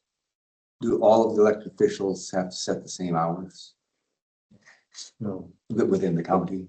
no. Okay. See, up to each department and. Yeah, Or so elected official within that department, I should what say. we would, how many, do you know how many counties basically have the 35 as compared to the 40? I think there's Overall rule. more counties have 35 or 37 and a half than have 40. My way of looking at it was not to give the departments for 40 hours raises. Sure that won't go over very well. With, As we don't have a compensation board anymore, if the departments do not work 40 hours, they're not available for raises. Just the food, thought for food for thought. so encouraging everyone to go to 40 hours, Throw it which- out, but because the pay would be the same. They're just getting a compensation for what they work. I would. Are we still talking about hours? Or are we talking about treasurer? I was, just Yeah, people have asked treasurer about the whole was down. difference and. yeah, how that's it is. probably I said, a different discussion down the road when we talk about stuff, but yeah. I would be okay with listening to, taking the interviews for the treasurer's job, even though I would, like Shirley stated, you have someone internal, but that doesn't necessarily mean that that is the answer. Well, I think. We've only got 2 applications here. One is the clear experience and approach to the treasurer's office. He's been there for a long time. And these are public record, correct? They haven't been, Well, they're on top of the table upright right now, so they're part of the in public the record. past, we've talked about applicant 1 and applicant 2, and we have. So I think we should just talk about interviewing latter part of next week or something, depending upon calendar, but I think we need to move. All of that. We can't do it. Next Monday's their last. Monday's our last one Unless before we the holiday. But we have a sweet schedule. You can maybe get them in yet this week, and then you could make an appointment next week. Or you could call a meeting on one of those 2 days with this sole agenda item and make an appointment. Think, But I'd say Friday. no, I just think, I guess I would agree with Shirley in that, and somebody has been there, that doesn't mean they have the same ideas about how the operation runs internally. But they know they can make the easy transition. It's pretty steep learning curve. I mean, I would Just- agree. yeah, it is well to be replaced. If it's internal, and do you replace them or not, or do you have to if it's internal, and it's just a lot easier to do that. So given we're up against time constraint and holidays, and hopefully people are open to change, I mean, I guess I would be in favor more of just appointing the internal application. Is that a motion? Well, we can't today, because it's just to discuss the procedure and set up. Interviews. I mean, we'd have an appointment on next Monday's agenda. I think it's gonna get What's dragged the out. Appointment on Monday's agenda. Is there a consensus? I can go with the interview or I can go without it. I mean, as far as that goes. I think it's But I mean- disingenuous putting out applications and not taking interviews and just only going with, we did that in the past with not even taking applications in recycling. But I This also was think very that there were, So we gotta. I we think could have we had gotta- more than one internal application. I think there was, That's why we had to do it. I know that there were more than one of them that were interested, but they Yeah. talked amongst themselves, decide who would be the best amongst themselves. So that's why that you ended up with it this way. I think you could have ended up with 3 or 4 of them inside the office if they Well, wanted, they would create some Carol internal. stated the same thing. She Yeah. thought there was more than one candidate that was Yeah. capable I of doing think- the job. That's why I think we need to open it up, but I think given it's only a partial term, they're filling. And given the time constraints. It's not that I don't believe changes need to be made. So, Put it on the agenda for next week. Appointment next week.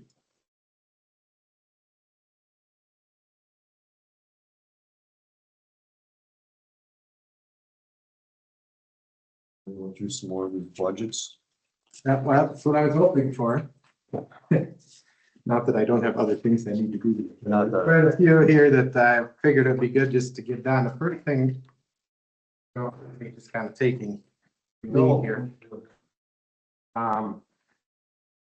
The first thing I'm gonna pass out is valuation numbers. I cannot tell you these are official. Normally I could tell you these are official at this point. But the state added additional requirements for filing the valuation report where they want to know how much of the tax valuation increase is new construction and how much is reevaluation. And our computer systems are not set up to account for that yet. So although I know this is the total, I can't actually hit the submit button to the state yet, because we're still working with the assessor's office and a user group of auditors and assessors to try to figure out how we're going to give this information to the state. The requirement in the law that we report this as 2 separate numbers doesn't affect your property taxing ability. Because you treat it all the same, whether it's new construction or reevaluation, it's all the same from a property tax perspective. So I'm fairly confident on these numbers because they're the total. What we do have to do is somehow break that apart to report it to the state, because I think that they want that information for future legislative changes that they're probably going to be making. So it's informational for them, but it means I can't actually file the valuation report yet. At 3.33, did we get to, We hit the threshold, we will be required to reduce our levy rate because we're over 3%. So, Yeah, that means we dropped what percentage? one, I can't remember off the top of my head, but we will need to reduce our levy rate. I can't remember if it's a percentage or. So basically our 3.33% increase will get dialed back to 2.5, 2 by the time we have to lower our levy rate to accommodate. is it's a fixed percentage that they tell you to drop it by then? Again, I have to read, I haven't gone back and looked at all that. I was in a hurry just to get these numbers all put together. Bring it back down to 3%. No, it won't bring it back down. It's a Fixed. 2.99% increase in valuation is better than a 3%. Oh, yeah. Because then you get rolled back the whole amount. Yeah. So that is true. It's kind of arbitrary that 3% is the cutoff. It isn't a sliding scale. It's the whole amount. that Most of comes this up. is just the escalation inflation on property values, Yeah, not because we've had new growth. We haven't had a lot of new growth. I mean, we can look at some of our a few new buildings, like, the Holland and Boltmer and so on. And then, I mean, those are some big dollar buildings, but most of it is reevaluation. So The joy of 718. that's right. And so it also is reflective. They're both in both the countywide and the rural. They fall under the same rules. So we'll have to lower both of those levy rates by the appropriate amount, which I'll have to look up and bring back to you. But I figured I'd start with getting that information to you.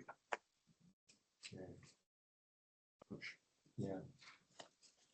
Okay, And what that is? yeah, get the bad news out of the way. Now we'll go through some miscellaneous budgets. I printed these out and put them in your box a couple weeks ago, but I'll start with Board of Supervisors and then each copy. That goes off to you. So this is your budget. You don't have a lot of, kind of like Tony Phillips earlier, you don't have a lot of miscellaneous things in your budget. How about we throw the mileage out? I never use it anymore. You know, like we go to Des Moines. I do when I go Go to to Des Mark. Moines and back. Des Moines, but Otherwise, I don't claim. you guys never go to Des Moines. Except for you.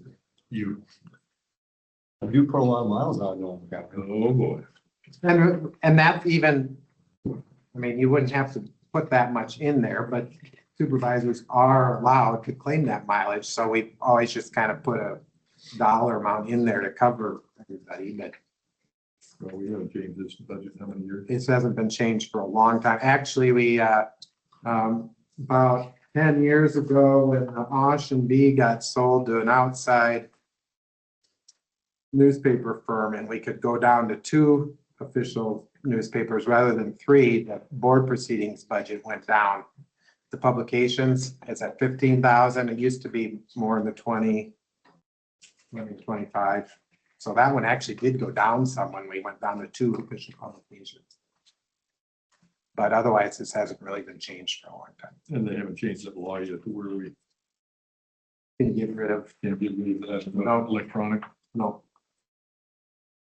So, What's the board proceedings? that's the publication. That's the one I'm talking about. Every minutes claims are published.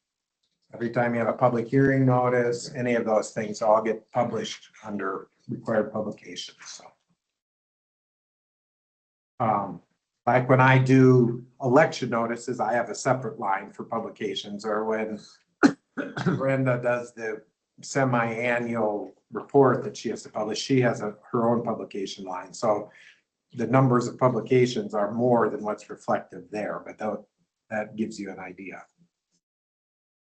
Back in 1 second, I gotta go on my ride, I'll be a little, Oh, you can't drive well now, can you? I can't get it.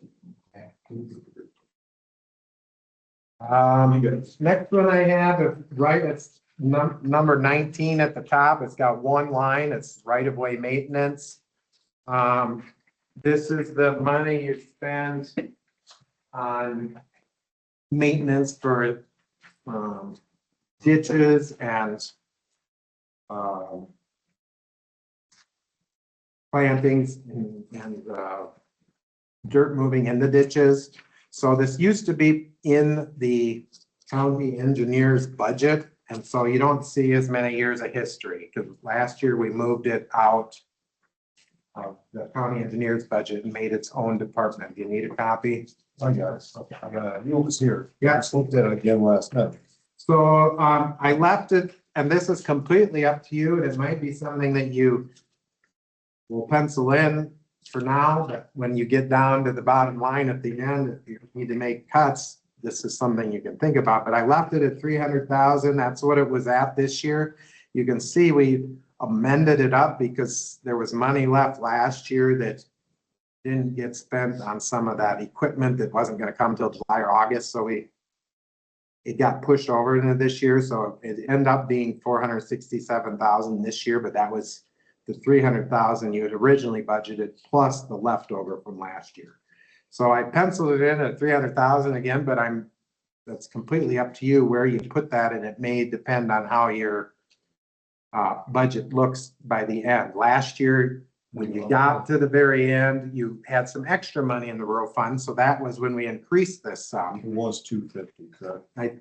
Well, I think you don't have to go back too many years. It was like 115, and you've added some more as you've had some extra rural fund money. But if with us being required to reduce the rural fund levy rate this year, this might be a place where you can find some money when it comes time. But for now, I've got it in at 300,000. Most of these they're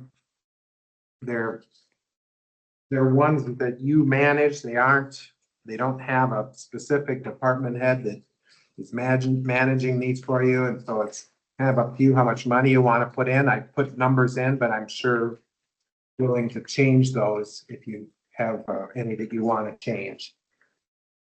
The next one is county farmland, number 27, if you're looking through your stack of printouts. This one is a two-sider. One shows the expenses and one shows the revenue. So we do have taxes that are due on our farmland that we lease out. So that's one of the expense lines. And then we usually put in a little bit of money. 2,000 is what we've been budgeting. We seldom use it all, but if we have, it says chemicals and herbicides, but it could be any. One time we had to do some fencing, or if we had to do something else to other maintenance, we need some money in there. Did we have to pull, when we did that over, when we capped that well, did we have to charge into this? Nope, we had money in. That's another one actually coming up soon. On the back, it shows the rent we get from that land. So it evens out itself. Actually, yeah, the rent is more. I mean, we come out ahead. We have not signed a new rental agreement. That is still up in the air. Up in the air. The previous person passed away. We presented an amended lease that gave him the same terms for the remaining year on the lease. And it is to the estate of Daryl Hubden. And the inheritors have not signed that yet. So I don't know if you maybe want to check with them if it's an oversight or if they're still working on legal things. Sometimes those estates take a lot of time to get through. So it might just be that they can't sign it yet. I don't know. If they don't want it at that, then we'll need to. Wait, what do you guys say? We're There's a lot of stuff going on with that family. yeah, so I don't know if it'll. And if they don't want it, we just have to then Check with them. bid it out again and see if there's somebody else who would be willing to. Most weeks set a date and open it up then. That's something you could do. Just find out. I'll just find out. And what their status is. And And go from there. Because if they're just working through legal things yet, maybe we wait. If they say we're not gonna be able to do it, then we can Put start it the up process. to bids. Yeah. Next one I have is medical examiner, number 28. Dr. Locke is the medical examiner, but he doesn't really deal with the budget end of it. He submits bills and things through our office and we kind of just manage it. So this one has expense wise, you've got fuel and maintenance on the van that they use to transport bodies. And then the big ones are those bottom ones where the one is when you pay for medical examinations, and the other one is when you have to pay the state for autopsies. So those are expensive, but I don't think you have any way around that at this point. So you just deal with it. And sometimes, like Shirley mentioned earlier, I mean, sometimes we don't use all this money, which is great. But we don't have any control on how many people are gonna need an autopsy. So I would hate to cut money out and then just turn around and have to amend it in. It isn't like we're going to spend it on something else, having it sit in here. On the back, there's a little bit of revenue. If we get a person that we do a medical examination, but they're actually a resident of another county, we bill with other counties to reimburse us. So we do get a little bit of money back. If that other county is out of state, we just say, nope, that's not our policy and there's no way recourse we have. So being a border county is not helpful in that matter. At any point here you want to stop, just tell me, but. Well, we just got, You got about 5, 6 Yeah, more. yep. Next one I have, these are all still these miscellaneous ones that without a department head. The next one is district court, number 31. This one is a lot of placeholders. We haven't had to call a grand jury for years, for maybe decades. I don't know. So we just have a few $100 in there. If this ever comes to pass that we need to, we'll probably need to amend this budget. But for now, we're just kind of holding the place there. Most of the time when the sheriff has to do transportation, it's billed through another entity, but we keep a little money in there just in case. The top line contributions to other governments, we get a annual billing from the district court offices in Waterloo and Dubuque, where they divide up their expenses based on population, and so we owe them a little bit of money. So that's what that one is. I will say this, when I started, it's not even on here anymore. We used to have $10,000 a year budgeted for the law library. And we bought extensive numbers of legal reference books that we had up there. Basically, it's required that we provide those for residents who want to do research on law topics. And so now it's all electronic, and Andy's subscription to the electronic law library comes with extra users. So he just assigns one of his extra users up there. So we put a computer up there, they get access to all of that legal material, and we save 10 grand a year. Providing physical books. It is. And how it used to be, I remember when John Larson started on the board, that was like one thing he was after right away. Like, why are we buying all these books up there? But anyway, so we've gotten rid of that expense. Otherwise, there's not much on there. The last page is the revenue, and so we get I think the last time I remember Dan Marks reporting on it, we get like $1 per ticket and then something else. And there's some like minuscule amount of the tickets and fines that the county actually gets. It's pretty minor, but it's a few bucks.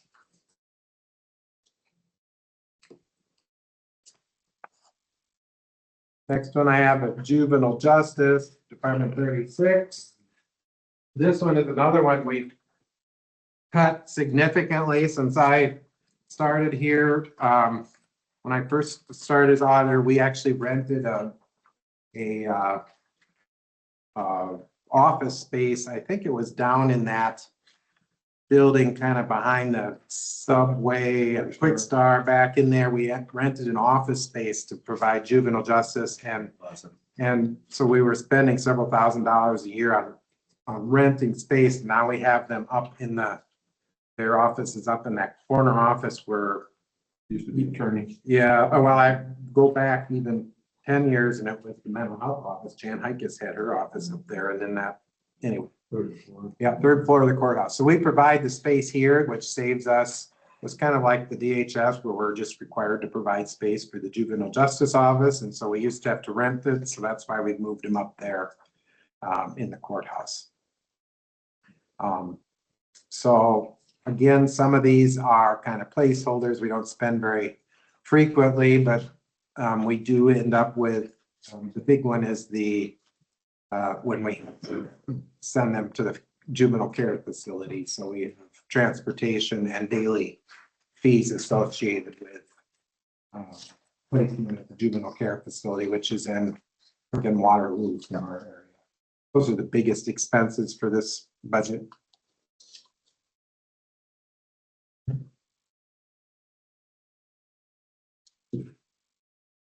The next one I have is data processing. It's Department 52. I kind of work with John on this one.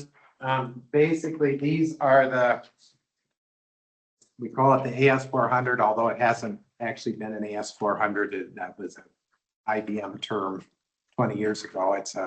It's the server that we use interdepartmentally to track all of our accounting and property tax records here. So it's almost all of the departments that have, and so since it's an interdepartmental server, we track it through this budget.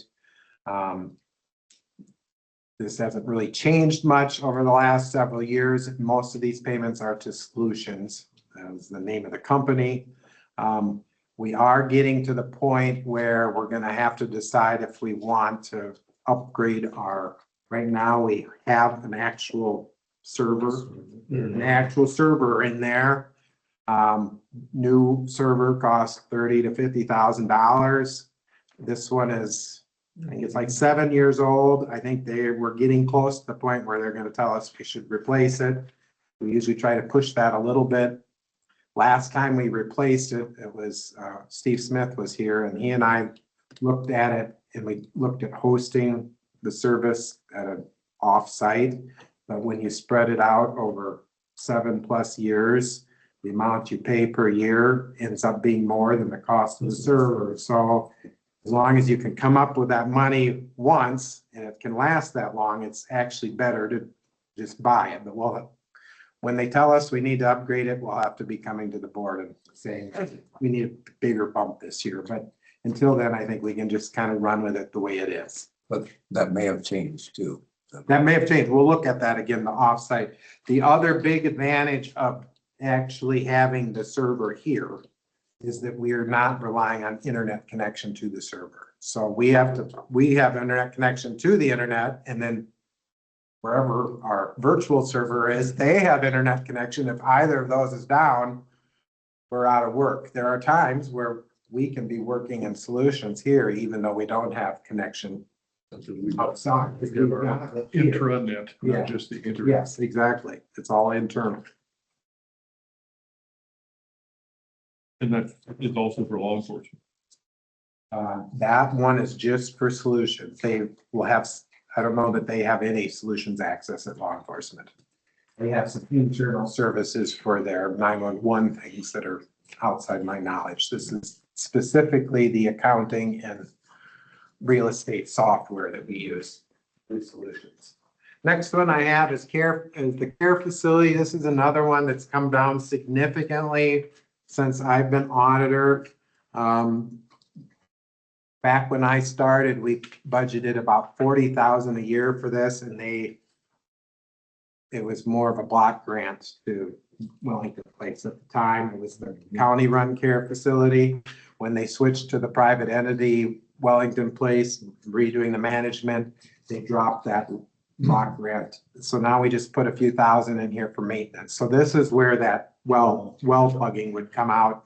You can see we've spent a little bit in the past. Sometimes it's maintenance on some tree removal or the driveway or something, but it isn't very much. And it's just to maintain that property around there.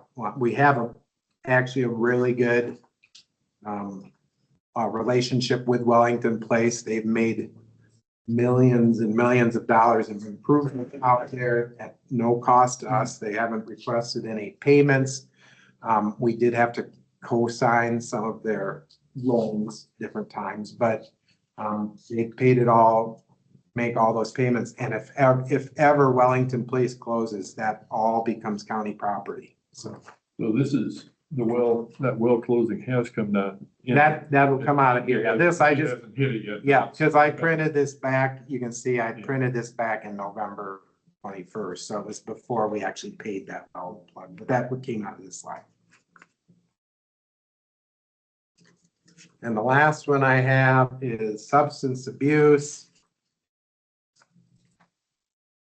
This one again is basically unchanged from year to year. We pay some, we don't have a lot. Usually we find other ways to pay for, but if you have care or transport related to a substance abuse patient, this is where that would come out. Just for reference, that $10,000 in the middle of the first page, that's the amount, where we pay the annual funding to helping services. That's what I was curious That's about. the helping services grant. It used to be, we actually gave them $12,000 for many years, and then we would apply for a grant from the state that would pay a quarter of it. And so but there were so many strings applied to that grant, what they could use the money for, and it was always so much paperwork that, and I suppose it's been 10 or 12 years ago. We talked and we're like, let's reduce it a couple thousand and just make it a grant that we give, and then they can use it where they need it the most, not with all the strings that state attached to it and the paperwork that came with it. So that's the main one, is that, Got 4,000 on the top there for inpatient. I mean, that hasn't been used. that hasn't been used for many years. I mean, maybe it's something we could reduce a little bit. I don't know when we get to the point where we use this care versus, I mean, if it's a minor, then it comes out of the juvenile justice. And if it's a mental health patient, then it comes out of, see, I know it's not much, but I mean, maybe there is. And if we haven't used it at all. yeah, and then, like I said, it's a lot of these are placeholders. We could probably take that one down some if you want. And then the back is the revenue, and we get a small portion of each of the liquor licenses you approve, comes in as revenue through this. I'll make a note. Now, maybe I should just reduce that to like 1,000 just to hold the place, and then it won't be. If we get some clarity on when it would come to use, I mean, Yeah. I hate to get rid of it if there is a chance that. we But was need it never budgeted back in 2021? Well, these are used. So the first two columns have both the budget and the used. And the last columns just have used. And so we haven't used it for 4 years in a row now. So, and I'm not really familiar about when it does get used. I think that's probably something that the sheriff has to tell us when it isn't their responsibility, or if they transport somebody to someplace else or something. Well, let's make note of it now, like what Dan's saying. Maybe just get some clarity on when it will be used, and if there is a reason why we keep putting it on there. Yeah. And it hasn't been used. It's not a lot, but I sure we stated earlier, there's a couple thousand here or there. It looks like it's gonna be needed in the long run. Well, that's what I had for miscellaneous budgets to go through. We'll go back to the valuation increase. So Yep. our valuation going up 3.3. If we drop our, we gotta drop our levy rate 1%. Yes. That's gonna make this 3.3 look pretty minor. It'll be like 2.3, yeah. No, it'll be. Yeah, because Yeah, that, 1% evaluation is Value. gonna be way, yeah, it's gonna be more than 1% of. No, it actually works out. Or does it? It doesn't work out, although the way they figure it, it doesn't work out to be exactly 1%, but Oh, because they take, it's Okay. pretty close though. Yeah. Oh, so So you're probably looking at a 2.25% increase in revenue from property tax. 2.25 doesn't cut much for inflation, does it? no, So, okay, Or- I thought or maybe it'd be a expected. different. no, But does come it out. does, there's a whole big formula thing that the Department of Management supplies. I'll put the numbers in there when I can actually make them official. And it'll spit something out, but it'll be close to 1% less. 1% less. So then on our funding request here too, we have one from Winneshiek County Historic Preservation. Oh. Yep, I did send there, I did print that for you too, the funding, so you can make notes on it. I put the ones I've already gotten Yeah. on there, and like historic preservation is on the agenda later. We had gotten the written request, so I put it on there for you. That's there. Upper Explorer I already met with you, so I figured those would be good.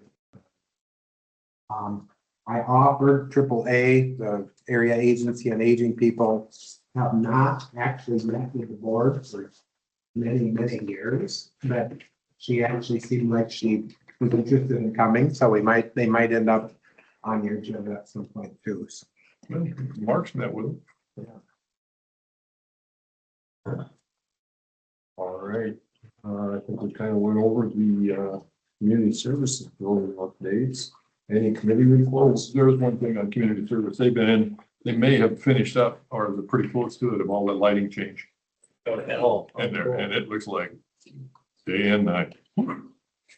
Back in that area where Toys R Us are, yeah, back in there, I walked in there on Thursday when Toys go around, when they turned the lights on, those big long strips in there, when they worked down the center section, it was like daylight all of a sudden.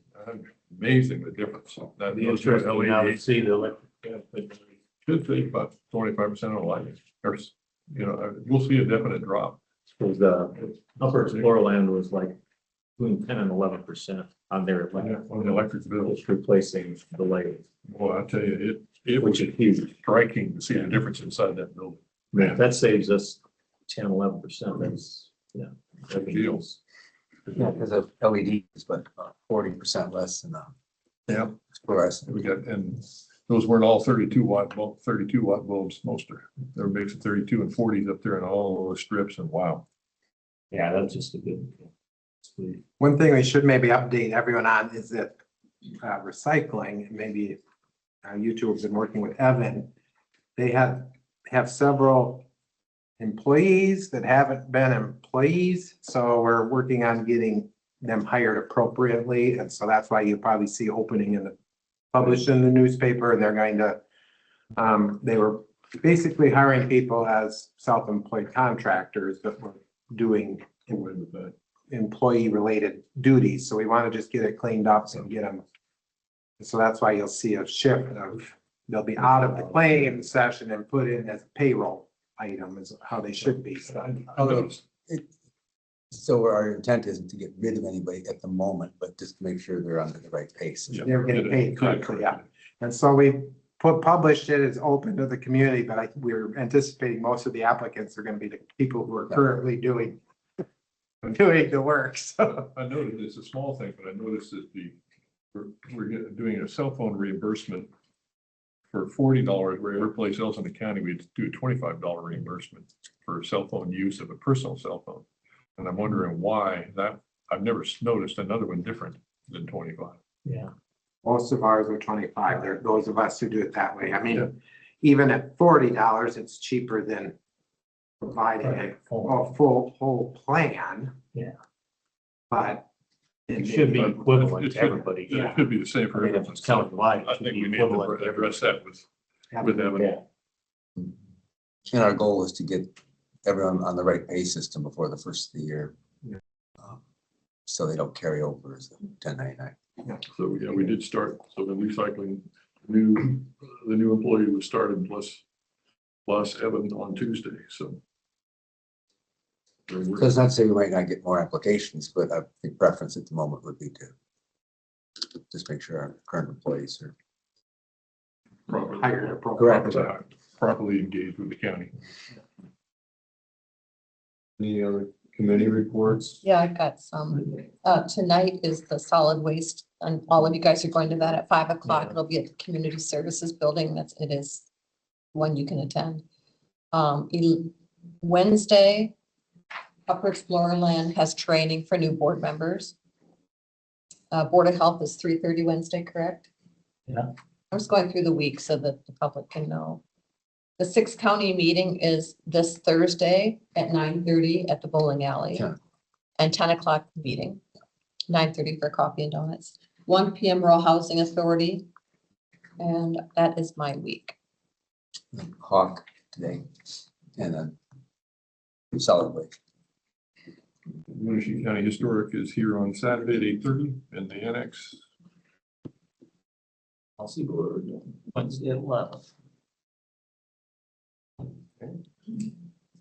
Is there an update on the landfill and the shed burning? Well, we'll probably discuss that tonight anyway. Yeah, that's not the county's. That's separate. So that's It'll a be different updated entity. tonight. But the meeting is tonight. Yes. Solid waste. Solid waste is a separate entity and they meet. Yeah. Usually once a quarter.